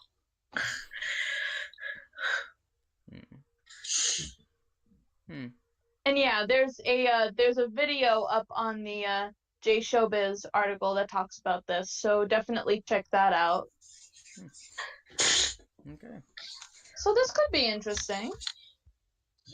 Then I guess you can talk about the equal love and not equal me thing, because you are a fan of, at least I know, equal love. Yeah. So Equal Love and Not Equal Me are going to get their first TV show. I guess this will be a joint with both of the groups. So they're going to have their first TV show, Mezase Programming Star Purosta Kids Daishugo, which will provide IT knowledge to children. Well, that's cute. IT knowledge? Yeah. It does seem so random. Interesting. But it's an education show. But it's cute. Okay. So yeah, Sashi is also going to be part of the show. And also, I don't know, this guy, Shinji Nida, apparently he's a musician in Japan, is also going to be in it. I've heard that name. I don't know where from though. So yeah, this could be interesting. Okay. Then, I guess since you're on it, Hinatazaka will have their first live on MTV Japan next week. Technically, they've already performed. It's airing on MTV Japan. I think the same time as the Sakamichi TV. 23rd, I'm not entirely sure. One of the 2 dates. Okay. And then, I think is this the last thing? Well, no, this is the last thing we've had written, but there's like a couple of other news stuff that have been like announced, like for today, for example. Okay. So yeah, like, let's talk about this first, since it's the last one that's written up on the document we got. Okay, you can go and talk about that, because I have know nothing about this. Oh, okay. So, the Korean variety cooking show, Everyone's Kitchen, which Sakura has appeared on. I was about to say. Yeah, Heard that's about going it. to be airing in Japan, starting in May. So Everything people in happened. Japan are going to be able to see Sakura again. Hey. Okay. And that makes me happy. Apparently, like, Sakura is really enjoying being on the show because she's able to make friends with more people from Korea. Because, like, she talked about it in the first episode, the only people she knows in Korea are the Korean members. Like, that's it. She doesn't have any other friends in Korea, so she wants friends in Korea, like, outside of the That's kind of members. sad. It is kind of sad if you think about it. Well, like, she was talking about it too. Like, she's still, like, learning Korean. She's still not perfect. That's true. Yeah. I actually remember, like, from the first episode, one of the guests who came, he could actually speak Japanese, so she was able to understand him. And he was able to help some of the other guests who came who couldn't understand Japanese. Yeah. Then And then, guess I'll leave the rest to you, because I don't know what else. All right. So this is kind of in conjunction with this, since we just talked about it. So this was recently released. So Eyes One has released a new concept trailer. Ooh. The new trailer is called Where the Heart Is, and the is spelled I-Z, like Eyes One. So I guess it's pronounced Where the Heart Eyes? I don't Or I know. guess that's just a play on words there, as Where the Heart Is. Okay. So, the trailer is teasing something from Eyes One is going to release on April the 1st.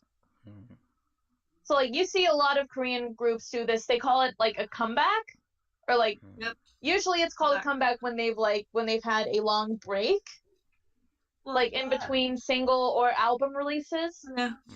So yeah, like, this is likely going to be, like, a new single or a new mini album for Eyes One.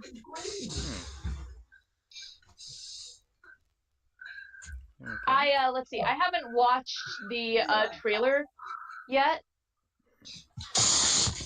but, like, we'll check that out later. I'm definitely looking forward to this, what they're gonna come out with next. Okay. And then also, this was also something that was announced today. So, Yoshida Akari released a video on her YouTube channel, which was footage of the Quintet Valentine's Day live that they held earlier this year. So, like, it had some footage of the members performing. You got to see clips of, like, each of the members got a solo performance. Like, Ota Yuri, for example, did Coin Toss, which is Okada Nana solo, which was really good, by the way. And Yoshida Akari, I think you might enjoy this, Steve. Yoshida Akari performed a solo version of Pedicure Day by No Sleeves. Ooh. Which was really cute. And there was also, like, a funny moment during one of the MCs.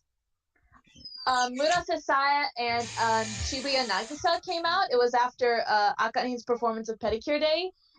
And Nagi's mic was broken. So they had this really long MC portion while they were trying to fix Nagi's mic. But from this video, we also got a special announcement that was announced during the actual live event. So Quintet is going to hold another live concert in Zepp Namba in Osaka on April the 11th. So yeah, good for them. Well, they're technically, like, the only, like, subunit that is even alive at this point.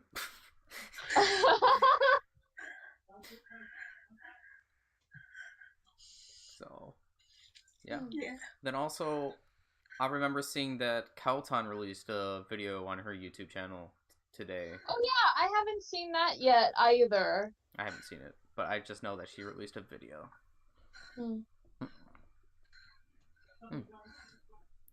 So, is that all now? Yeah, that pretty much covers it for Okay. the news. Interesting. Now, time to talk about the shows, as we are running on 2 hours. Okay. I'm sorry I haven't watched SK Bingo. Okay, I know like that it you all. haven't watched episode 6 or 7 yet, but you have seen episode 5. Did I? Episode 5, that was the first part of the dancing. Did I? Did I? Did we watch that together? I mean, I'm hoping. I don't know why I can't remember. I'm just I think I waiting did. until finished to watch it. So Oh, okay, so you're gonna, like, wait until it's ended, and then Yeah. you're just gonna binge all the episodes. Okay. pretty much. I mean, I don't blame you. I don't know why I can't remember. Did I watch it? Okay. I don't remember. I'm so sorry. I Okay, don't so remember. they had the members, like, they were teaching them, like, showing their expression of emotions through dance. So, like, the dance teacher, who, like, she actually observed them during the auditions at the beginning of the show, and so she was teaching them the dances. I think I remember And so they seeing had that. members. First they had them dancing, like, to, like, the sound of, like, a river flowing, and, like, imagining the Okay, expression. I did watch that with you. Okay. Good! I'm glad you Okay. remember. So, like, they had members, like, dancing, like, as, like, a leaf floating in a river, or as a tree blowing in the wind. What did you think of those dances? Like, first off, how they are expressing sort of, not really abstract, but they are expressing not really... I don't know how you would explain it, because, you know, they're expressing emotions, like, through just sound. Well, I just know that Now did the best. Oh yeah, Furuhata Nao as the tree was quite amazing. It already sounds interesting though. I have not I watched it yet. forgot who was the first one to do the river, but I thought it was funny how they were acting like a Yuki. fish. Otani Yuki, like, she was pretending to, like, first off, she got on the ground and was pretending to be the river, so it was like, Oh, that was she a was moving river? her I thought she body. was pretending to be a fish. No, she was pretending to be the river. She was the river. Okay. Oh, Yeah, it's great, Michael. It's really great. I can't wait to binge watch this when I'm bored one weekend. hmm It's been... And then they were helping teach the members for expressing emotion. First off, they were teaching them how to express joy and happiness. And so we got Jurina having a dance of, like, what it feels like to, like, hold hands with the person that you like. Oh, And, like, the way Jurina was dancing, it looked like something out of La La Land, literally. oh boy. Which was so cute. But, like, the teacher was kind of telling her, I think you were a little too cautious. Like, you could have gone, like, more over the top, like, expressing that excitement and happiness that feels when your skin touches one another. And, like, Jane was like, she was too focused on, like, you know, you're with the person that you like. She was too focused on that detail. It was funny. She was like, maybe I have to fall in love to experience what that's like. That's right. Okay, we'll have to save about talking about part 2 of the dance, and then also the musical lessons for later, since you haven't watched those yet. I'm sorry. But let me tell you, the musical stuff, where they have the members like performing their own musical like skits. I don't want to call them skits, but that's kind of what they are. You have some, like, really good ones, like Nojima Kano, for example, does one, and we know that Nojima Kano is, like, the best singer in the 48 group right now. Hers is really good, but then you have members like Yumana did one, which was really funny. And then earlier last week, Tani and Suzuran did one. Oh no. And I do not want to spoil what they did it. I do not want to spoil what their bit was about. Okay. But it was great. Okay. Alright. I'm just saying Alright, the so only we'll save that for later. the only shows I watched have you...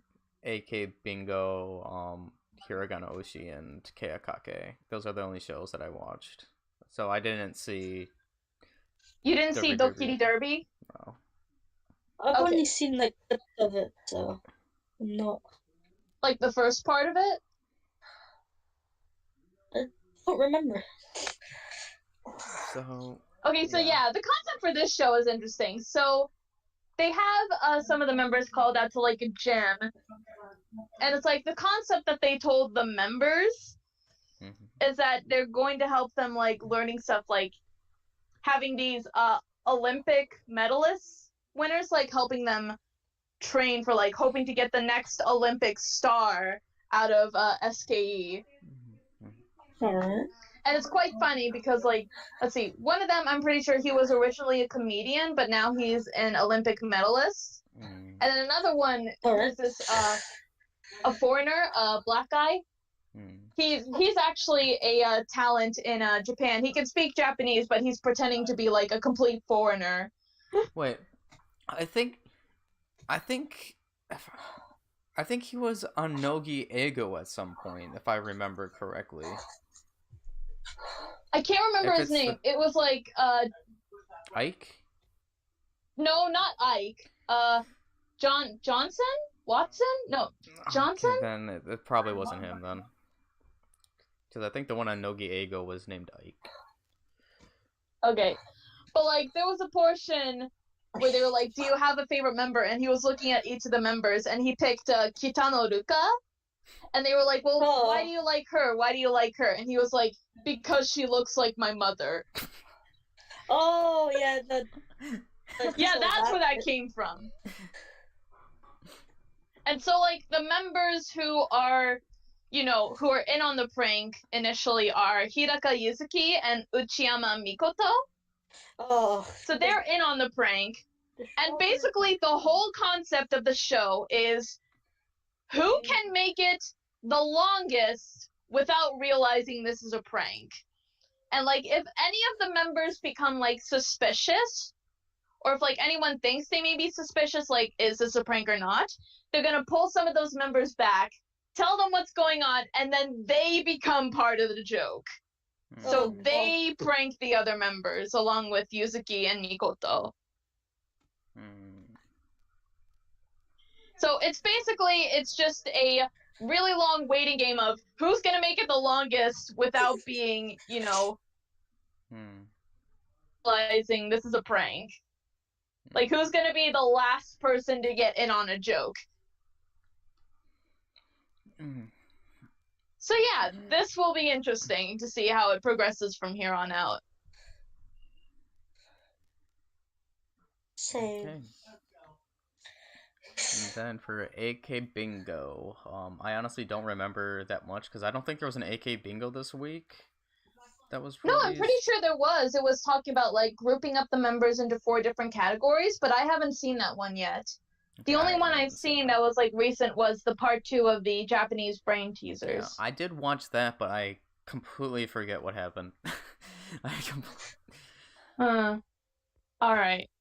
I honestly forget. But I'm sorry, I accidentally closed out the document. But the two that I do remember are Keakake and Hiragana Oshi. Okay. Before we talk about those, can we, like, talk about some of the other stuff that went on? Like, we can talk about Nogiego. Remember we watched the recent Nogiego together? But I didn't watch the unaired footage. I didn't even know that that was a thing. Wait. But you saw the unaired footage. But wasn't that just part 2? No, that wasn't part 2. That was, like, the unaired footage. That was like the bonus footage that wasn't initially aired. Huh. I thought that was part Like two. it was showing the bonus stuff like from the karaoke part that wasn't part of the official cut. Oh, okay. I thought that was a part two. Okay, yeah. We can talk about No Geigo then. Okay, so the first thing they did, they were describing like I forget how you say it, kumitaiso. It's like gymnastics, team gymnastics. Team gymnastics. They were describing these poses that the members had to do. Jesus Christ. And some of the results were quite funny. The Mayawada team. Yeah. Christ. It's like at one point they were just standing in a line. You're not doing anything. It's so funny to see how, like, the regular members can definitely understand English a lot better than, like, Mayawada, and she was, like, a former regular member. Especially with, like, that trio of Hori Miona, Momoko, and Mayawada. They're kind of, like, idiots, more or less, to say, within Nogi. But it's just so funny to see how they didn't understand at all. But then now regular members could. And then they showed some more stuff from the karaoke, which had the best moment. So, the answer for one question that they asked was the song Memeshkute by Golden Bomber. And so they were describing it. It was like, it's from a boy band, and it was really popular in 2012, right? It said 2012. Yes. And so Mayawada, like, they punch it in. Wait. There was another hint before that. The hint. No. Was it? Yeah, it was performed by 200 people. No. That wasn't a hint. That's what they thought it said. That's what they thought it said. They thought 2012 meant 200 people. And also, in it said that for the English, it could be translated as, like, sissy. Yeah, as sissy. And so, like, when they heard, like, 2012, and so they thought it said 200 people, and, like, I immediately knew what the song was. I knew it was Memeshkute. Oh. But Mayawada, her team, the bakas that they are, they pushed... Hold on, I'm sorry. They put in We Are the World. By Michael Jackson. And, like, because they had a bunch of people sing that song. It was a Michael Jackson song, but it was, like, multiple artists and multiple people were singing it. But really... Me and Ruka could not stop laughing. We were dying. It's like I just couldn't comprehend what made them think that. And then I hear the reason when they heard the hint that it was a big hit in 2012. They were like, "Oh, we thought they meant it was 200 people singing it." I was like, "What?" I'm suddenly confused. I could not believe that they did that. Because it's just know, Michael, that Wadamaya cannot speak English to save her life. I can imagine. No, she can't, and it's really funny. So yeah, and then I forgot what the last song was that they were trying to guess. I forget.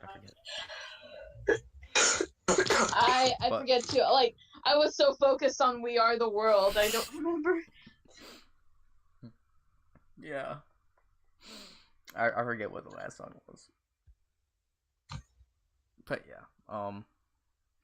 Then what else did you want to talk about? Let's because see. Like the only thing that sounds like there's a couple of stuff like from the radio shows, like from All Night Nippon, because I watched the two recent ones from the past 2 weeks. So the one last week on the 6th of March was essentially a Takahashi Judy special for like celebrating her graduation and transferring to Korea. Let's see, I believe it was Judy, Mion, Yui Han, and I forget who else, I'm sorry. I want to say it was Betting. The four of them. Which I thought was really nice. You had some nice moments of like Judy like talking about looking back. She got to play like some like older AKB songs that she liked. So there were some nice moments from there. And there were also kind of moments like where they were teasing her. Like, I don't know when this happened, but apparently at one point during an All Night Nippon airing, Takahashi Judy like burped on air. I feel like I remember that. So they were giving her a hard time about that. And Judy was like, I didn't burp. And then the one from this week was the Jiwaru Days release special. That one was Na-chan, Seina, Yui Han, and crap, why can't I remember who else? I don't think that was Betting, was it? I feel like Betting was in one of these. I don't know. But like that was a fun stream too. That was a fun airing.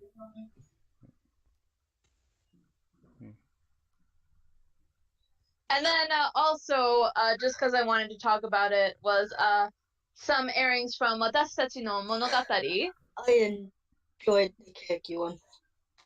So yeah, there were two that were of Keaki. They were the same group of members, Koike Minami, Ozeki Rika, and Moriya Akane. So one of them aired in January on the 26th, and another one aired in February on the 23rd. I like the see. one that aired on the 23rd more than the one that aired in January. That was not gonna lie. It's just me though. So yeah, the one in January, the scenario was the members were like detectives. Yeah. And they were investigating a mall where like the mannequins were coming to life. Mhm. That was pretty interesting, I thought.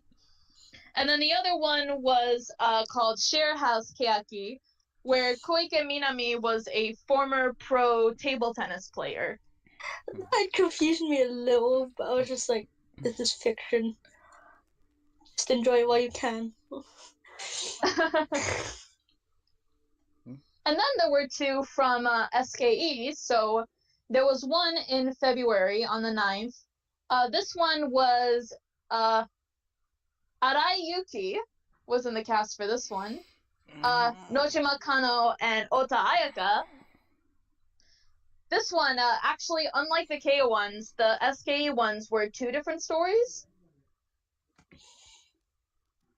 Oh, no. So, which one did you like, Michael? Oh, I didn't watch the one with, those members, the one you just mentioned. Oh, okay. The other one I watched.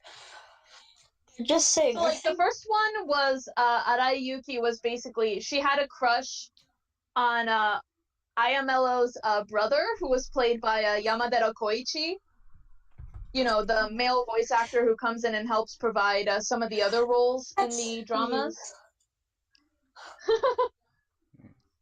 And then the other one was, like, Arai was, like, a rich girl, and Ayamero was her maid, and Nojima was, like, her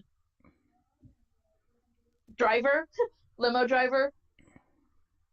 And it was basically, like, Ayamero was, she had a boyfriend, so she was gonna quit being her housemaid so that she could start a life of her own and get married.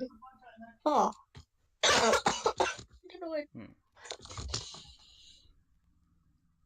Okay. Let's see. Personally, Steve, I'm sorry to say this because I know you like Arayuki, but Yuki is a boyomi. I don't know what that means. It means she's not really expressive with her acting. Like, I mean, a lot of her line readings were kind of flat. That's Ruka, literally what Ruka, Boyomi means. It's flat reading. We saw that with SKE Bingo, so Yeah. I kind of know already. Yeah, like, kind of similar to Kitakawa Ryoha. They both have trouble, like, expressing emotion. But now, the next one, this one from SKE, aired in March on the 9th, which was Matsui Jurina, Suda Akari, Takayanagi Akane, and Oba Mina. I love very much. I loved it from the beginning. Just so you know, I think Sakamichi I think particularly Keki have like the extra part. That's why they've only got one story, whereas 48 group like the main show. Yeah. That's why. Just yeah. I'm So in the first story, Dasu was a girl who, after getting struck by lightning, she gains the ability to read people's minds and hear their inner thoughts. And she meets this girl, Matsui Jurina, who is a transfer student to her school.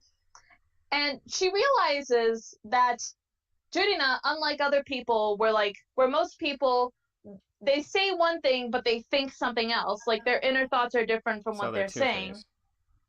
Yeah. Like, for example, Minarun, for example, she's kind of a sharp-tongued character, but in her head, she was, like, really worried for Dasu when she got hit by lightning. Or, like, for Chidi, literally anything that goes on in her head is, like, she's worried about her birds.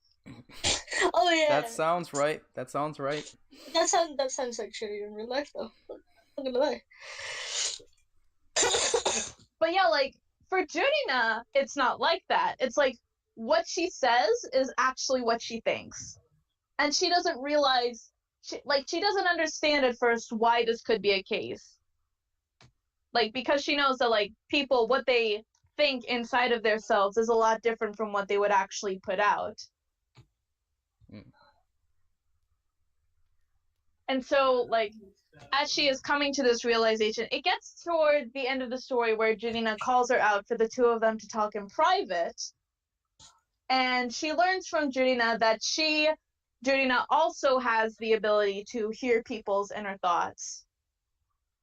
And because she was hearing so many people's inner thoughts, how so many people, like, how their true inner thoughts, kind of like how you were saying, were very ugly, or, like, very two-faced, how so many people were very two-faced. Like, she started to hate that. And she was really starting to struggle with that. She was in a lot of pain because of that. And so she was consciously making an effort to, like, make sure she didn't think like that. And, like, the final line of it, when the two of them are together, really gets me, is Dasu talking about how she's going to help Jurina through this. And the final line is, like, she hears in Jurina's head, she hears her say, like, she asked Jurina, will you let me hear your true heart's inner thought? And Jurina is at first scared, but then you hear, as the final line, you hear Jurina say, will you stay by my side? And Dasu says, yes, I'll stay by your side. And then it plays Stand By You, and it's so sweet. My heart. So many feels. Oh. Like, literally the scene that came up in my mind is Jurina and Dasu's scene together in Sentimental Train. That is the immediate thought my mind went to, and I love it.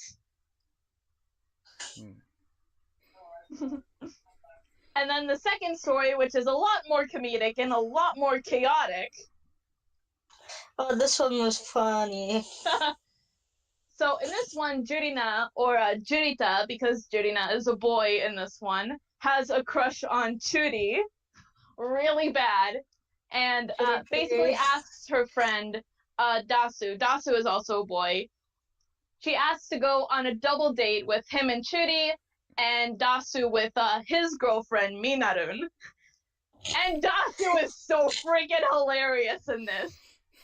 All of her line readings are so hilarious. Like, I could not stop laughing imagining her expressions whenever she does this. And then there was the final scene where they do end up going on the double date, and Churina musters up her courage to confess to Churi. Woo! Like ship panties. And Churi accepts, and she says, like, you look very handsome like a bird. You're kind of my type. Why am I not surprised? Of course. So yeah, it's like, all well that ends well, but it was still very, very comedic.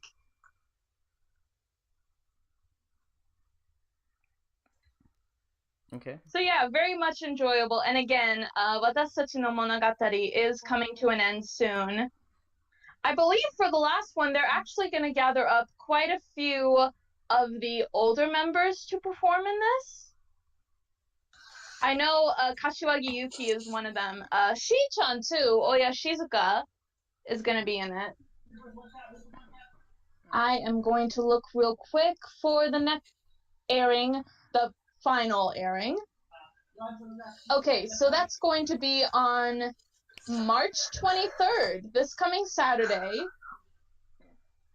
The title for that drama, it's going to be one, so this is going to be one long one for the final episode. Sakura no Kini Naro. Oh, very nice. Is Kashiwagi Yuki, Oya Shizuka, Yokoyama Yui, Minigishi Minami, and Miyazaki Miho. I completely forgot Miyazaki Miho is still in AKB.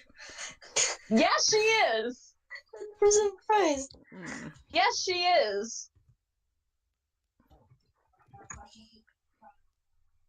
And then let's see. 48 show.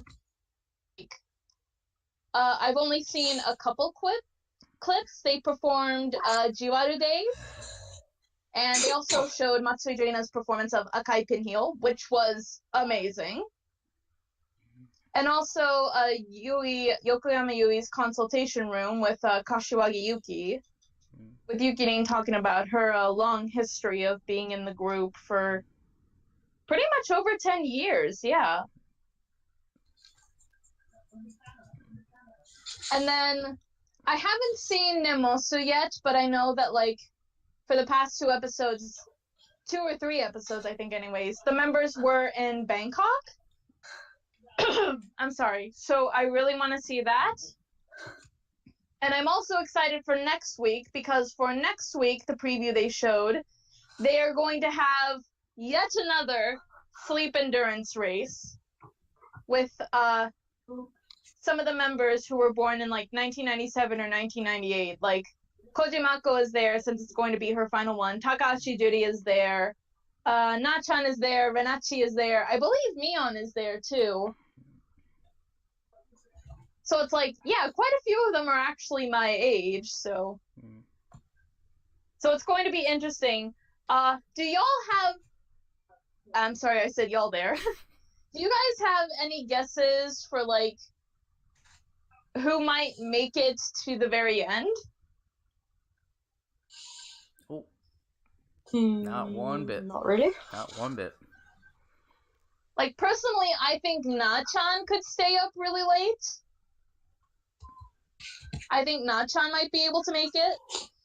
For, like, Kojimako and Judy, I'm not sure. I think they could, if they made the effort. Because you are staying up, like, all night. And, like, you know, the whole thing with the sleep endurance race is, like, they try to make you go to sleep. They'll feed you good food, they'll make you get into a warm, hot bath, they'll, like, play sleepy music, or have some guy come in and, like, give a really long, boring lecture. Like, that happened once. That was pretty funny. So, yeah. It's gonna be interesting to see what they do with this. And then, I haven't seen this either, but Takeuchi Miyu did a live stream on YouTube, Listen Stage Live. So for the Takeuchi Miyu fans, that might be something interesting to check out.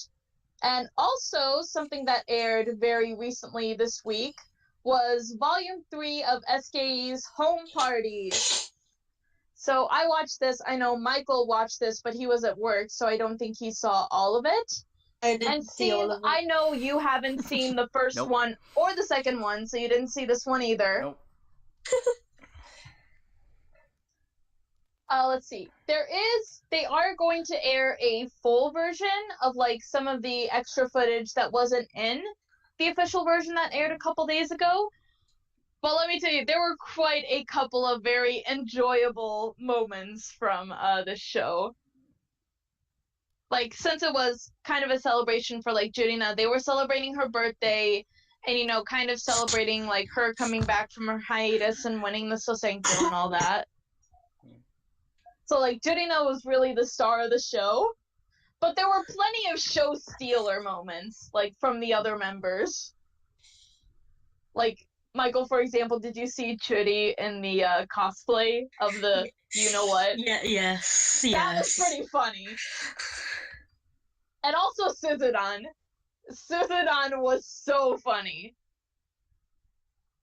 Like, just throughout the show, she had so many funny moments.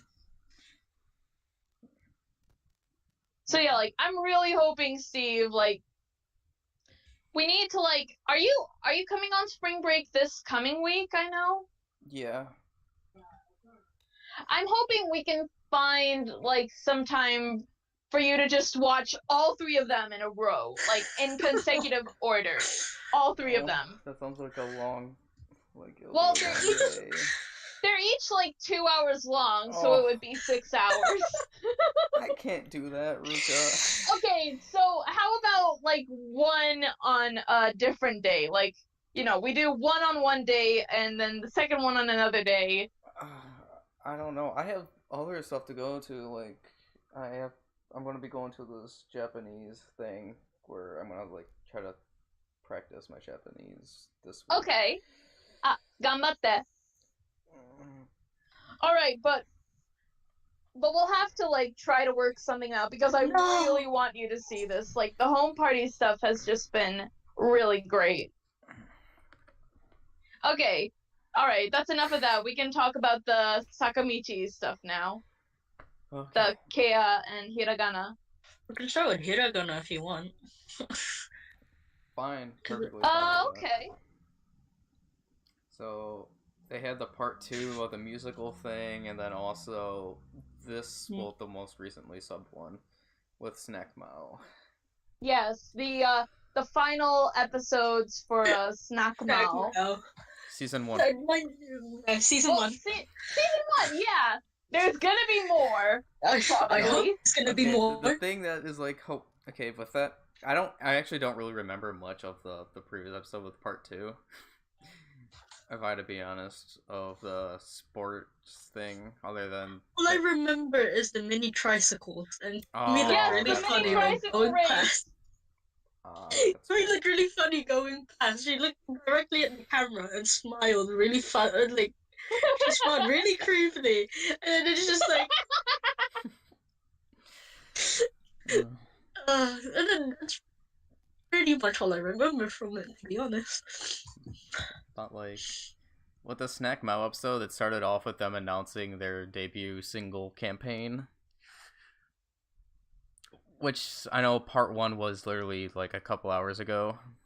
Yes. I didn't see it, but said enough that Kasuga and Wakabayashi won't be going with them, as far as I know. Well, they were watching in the studio. Like, it was like the members, they were there, like, watching the footage of when they did it. Oh, okay.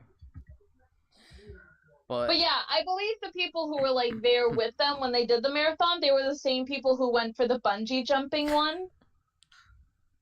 So you had the emotional guy with the glasses. But, I guess more interested in the Snack Mao. It started off really funny. Wakabayashi just came in just speaking English. Yeah. And, like, you kind of wondered, actually, why is he suddenly, like, speaking English? And, like, throughout the episode, he's, like, looking at, like, travel magazines and talking about, like, stuff, like, from America. And you're like, why is he so interested in this stuff? And then at the end, you realize, like, with the revelation of what happens at the end, you realize why that was the case. But at first... But it was still kind of funny to hear Kasuga and Waka in an argument in full English. It kind of reminded me because I remember that they both, like, Audrey went to the Super Bowl this year or something because there was a picture of Kasuga. Wait, what? Yeah, they went to the Super Bowl this year and Kasuga was, like, in the background of a picture or something like that. What? So I know that Audrey went. I do know that. I remember I retweeted the picture, but I don't know how long ago it is because, you know, I retweet Himari stuff all the time, so it's probably, like, deep in my Twitter to feed. look for this now. But anyways, the first member of this last part was Nibu Akari. And her problem is saying how that she doesn't do Batsu games. And she wants to experience Batsu games. She wanted to do Batsu games. And I'm like, that's interesting, because, like, why would you want to experience Batsu games? But at first, it was the one with the sushi and the wasabi. Yeah, the wasabi roulette. Sadly, she did not get the sushi with the wasabi. No, it was Kasuga. And then for the second part of hers, it was the pie in the face. They had 5 different buttons, and one of them had the spring that would pie her in the face.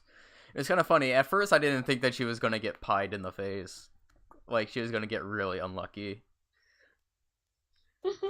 But then she did. And then Wakabayashi pied Kasuga in the face. And then I forgot what Nibu said, but it was really funny. I forgot what her reaction to... I know Kasuga said it first. It was like Nanda Yunen, or it wasn't Nanda Yunen or something. I forgot what it was. But then the second member was... Why can't I remember the second member? Was it Kumi? Was it only Nibu and Kumi? I don't know. I think so. For whatever reason, I can only think of Nibu and Kumi. But Kumi had the spicy thing or whatever to do. Oh yeah, the spicy ramen. Pretty interesting. And then the last part is when Wakabayashi leaves.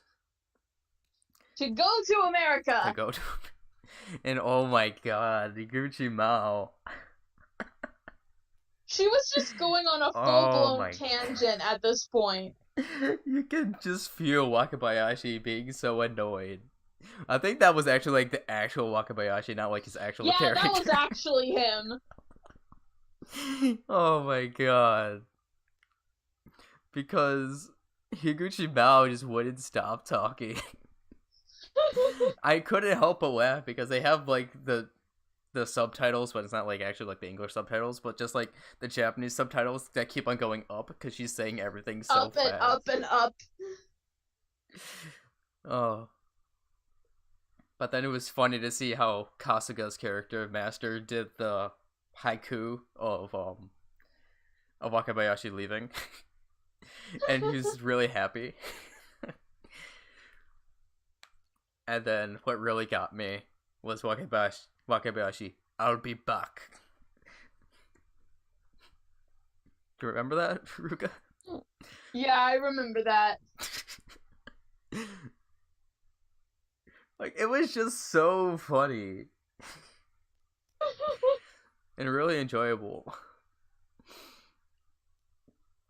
So that was Hiragane Oshi. I still don't know if they're going to change the name or not. for this show. I honestly think, like, after they finish the single release campaign with the members marathoning, I think after they finish that is when they're going to announce the new show title. Okay. And then on to Keakake with this is the Miyagi special. The 2-part Miyagi. Sendai. Oh, is it? I thought it was Miyagi. Sendai. Michael's happy because Nen focus! Oh, Sendai is in Miyagi. Oh, okay. Okay, Sendai is in Miyagi. That makes sense. Thank you for clearing that up. Okay, thank you. Okay. I mean, Ishimori was focused on a lot too, Mike. At least for part 2. Let's see. But I just found it funny how they just kept on having, like, the members, like, former friends and stuff just, like, come out of nowhere. And they were just acting like, why do you guys keep on carrying, like, cue cards and whatnot? Like, why do you guys have tiny mics, like, already clipped on?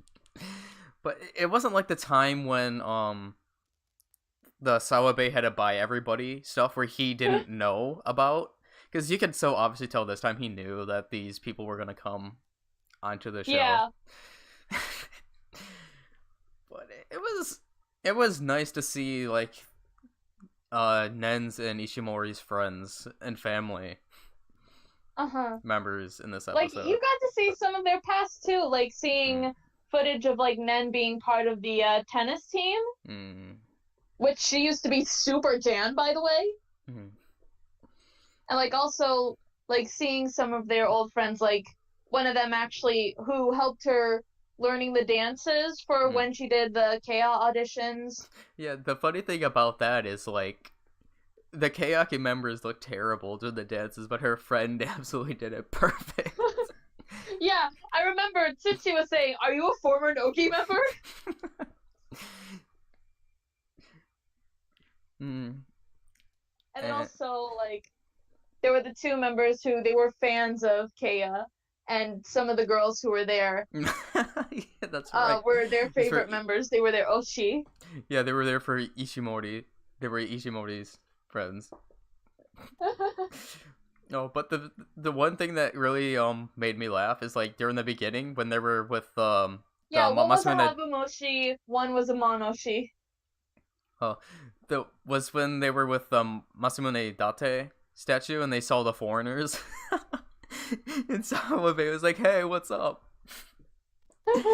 he was trying to talk to the foreigners.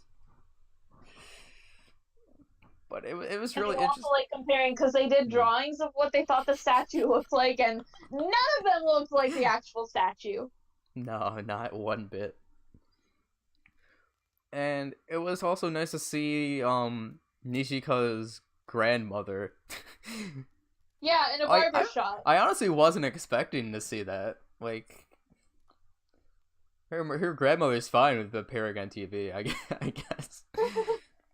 Compared to the rest of And then, the of family. course, the highlight of the episode was after they had read some letters from Nichika's mom and Akane's dad. Yeah, Dad wrote that letter for the first time for Akane. Oh, that was like, so it was emotional. really sweet, really emotional. Like, Akane was crying a bit. And is immediately followed up by Tsuchi showing pictures of him in Nichika and Akane's house. No, but he was like, yeah, so I went to the bar yesterday. These people came in, I met these people, and they invited me to their house. Like, and then he started showing pictures, and you see Nichika, and then start to freak out. Yeah, Akane's screaming a lot. Like, when she first saw the picture of, like, it was her, wood burner, and she was like, ah! Oh, the piano. It was the piano. Okay, but she does have a wood burner. Yeah. And then, you know, he was just being so casual about it, and you see the members just freaking out, and they were like, "Oh, what's wrong? What's wrong?" And they're like, "That's our house."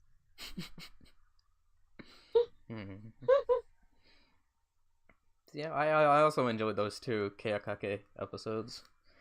And And then there was the one that aired this week, which was a Habu focus episode. Dang it, I need to see that.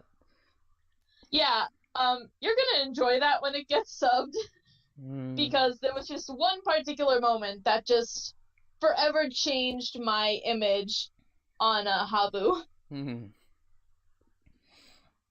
Okay, and then I guess non-48, 46.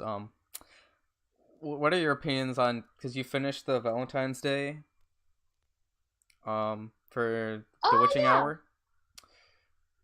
Can you give me your full opinion on the at least the Valentine's Day, or what you've seen from the last time we did this video?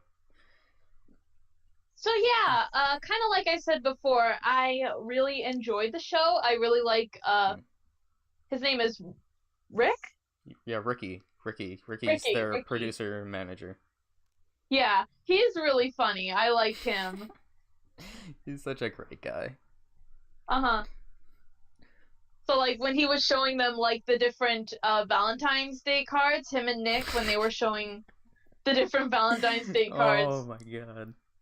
Like, a part of me was like, people actually make these cards? Because, like, some of them were crazy. Well, like, I can't believe people actually allow them to make a card of this. But that was back in the 1950s, though. Still! It's like, who? And then also, apparently, there was a Cthulhu one, which actually kind of fit with their whole horror theme. And then, like, also the members, like, confessing to each other was really cute and really funny. Like, one that I thought was really cute was, like, I forget who it was, but one of them was, like, a robot, and they were powered by chocolate. So, Kaki was giving her chocolate to feed her, and she was like, "Oh, I'm powered up, I love you!" and giving her a hug. And then, of course, you know, Himari's confession to Rei, and they were doing the Yuri Yuri. That was so freaking good. I couldn't stop laughing at Himari's confession. I love your voice, I love your face, I love your hands. And hands, and heart, and oh, I love her. Oh my god. Because it was just so funny seeing their reactions of, like, Ricky and Nick. And all the members. Just Himari in general was so good in this one. It's why I love Himari. She's too funny. But yeah. Like I said before, I guess we're going to start talking about the Witching Hour, because I want to talk about it every time the Witching Hour shows, because it's so enjoyable. Himari is most likely going to be on every episode, because she's still... She's still perfect attendance. Still perfect attendance. When's the next one? The next one will be on not this week, next week. Okay. So I think April 7th, around there, whenever that Sunday going into Monday is. So the next one will be then. I'm interested to see what they will do. Yeah. So, I guess that's it. Do you have any thing you want to promote or anything? No. Mike, is there anything that you want to promote? And because I know I do. I have a couple things that I want to promote. Okay, so first off, once again, I'm going to be doing interviews for the anime convention with the idols. So look forward to that whenever that happens. And then the thing that I like really wanted to promote is last week, Necronominal and Yanakoto Sotomute, they did a performance together. And I think what Ricky said, it was on YouTube or something like that.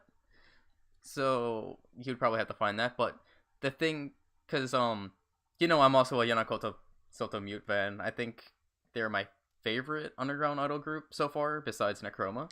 So I was saying those two collab again. But the thing that caught me off guard that I like didn't expect was Yanakoto Sotomute did a cover of one of Necronominal songs. And it just so happened to be my favorite Necronominal song, Ithaqua. It was really amazing to see, because like the lyrics wise, like it's not really like there, but the reason I like that song, it's my favorite song, is because of the mixes and chants. It's like a very there's a lot of like mixes and chants in there, and that's a song that literally kills my voice every time I do it. But so I would highly recommend singing. I'm probably gonna leave a link to that because Yanamu did an amazing job with that cover. And then also, from what I heard, Necroma did a cover of a Yanamu song.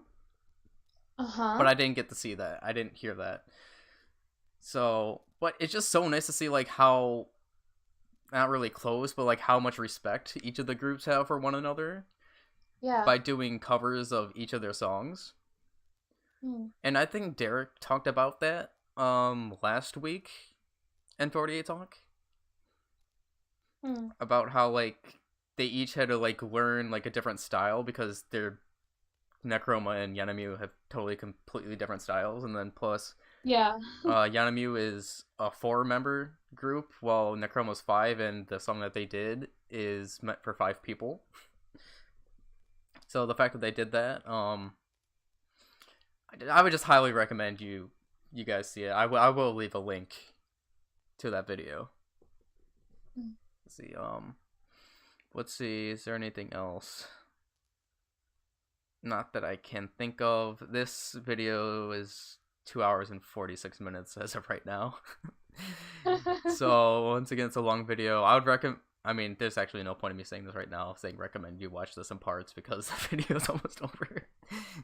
I'll probably just say that in the description, but yeah. Until next week, guys. See ya. Bye-bye. Bye-bye.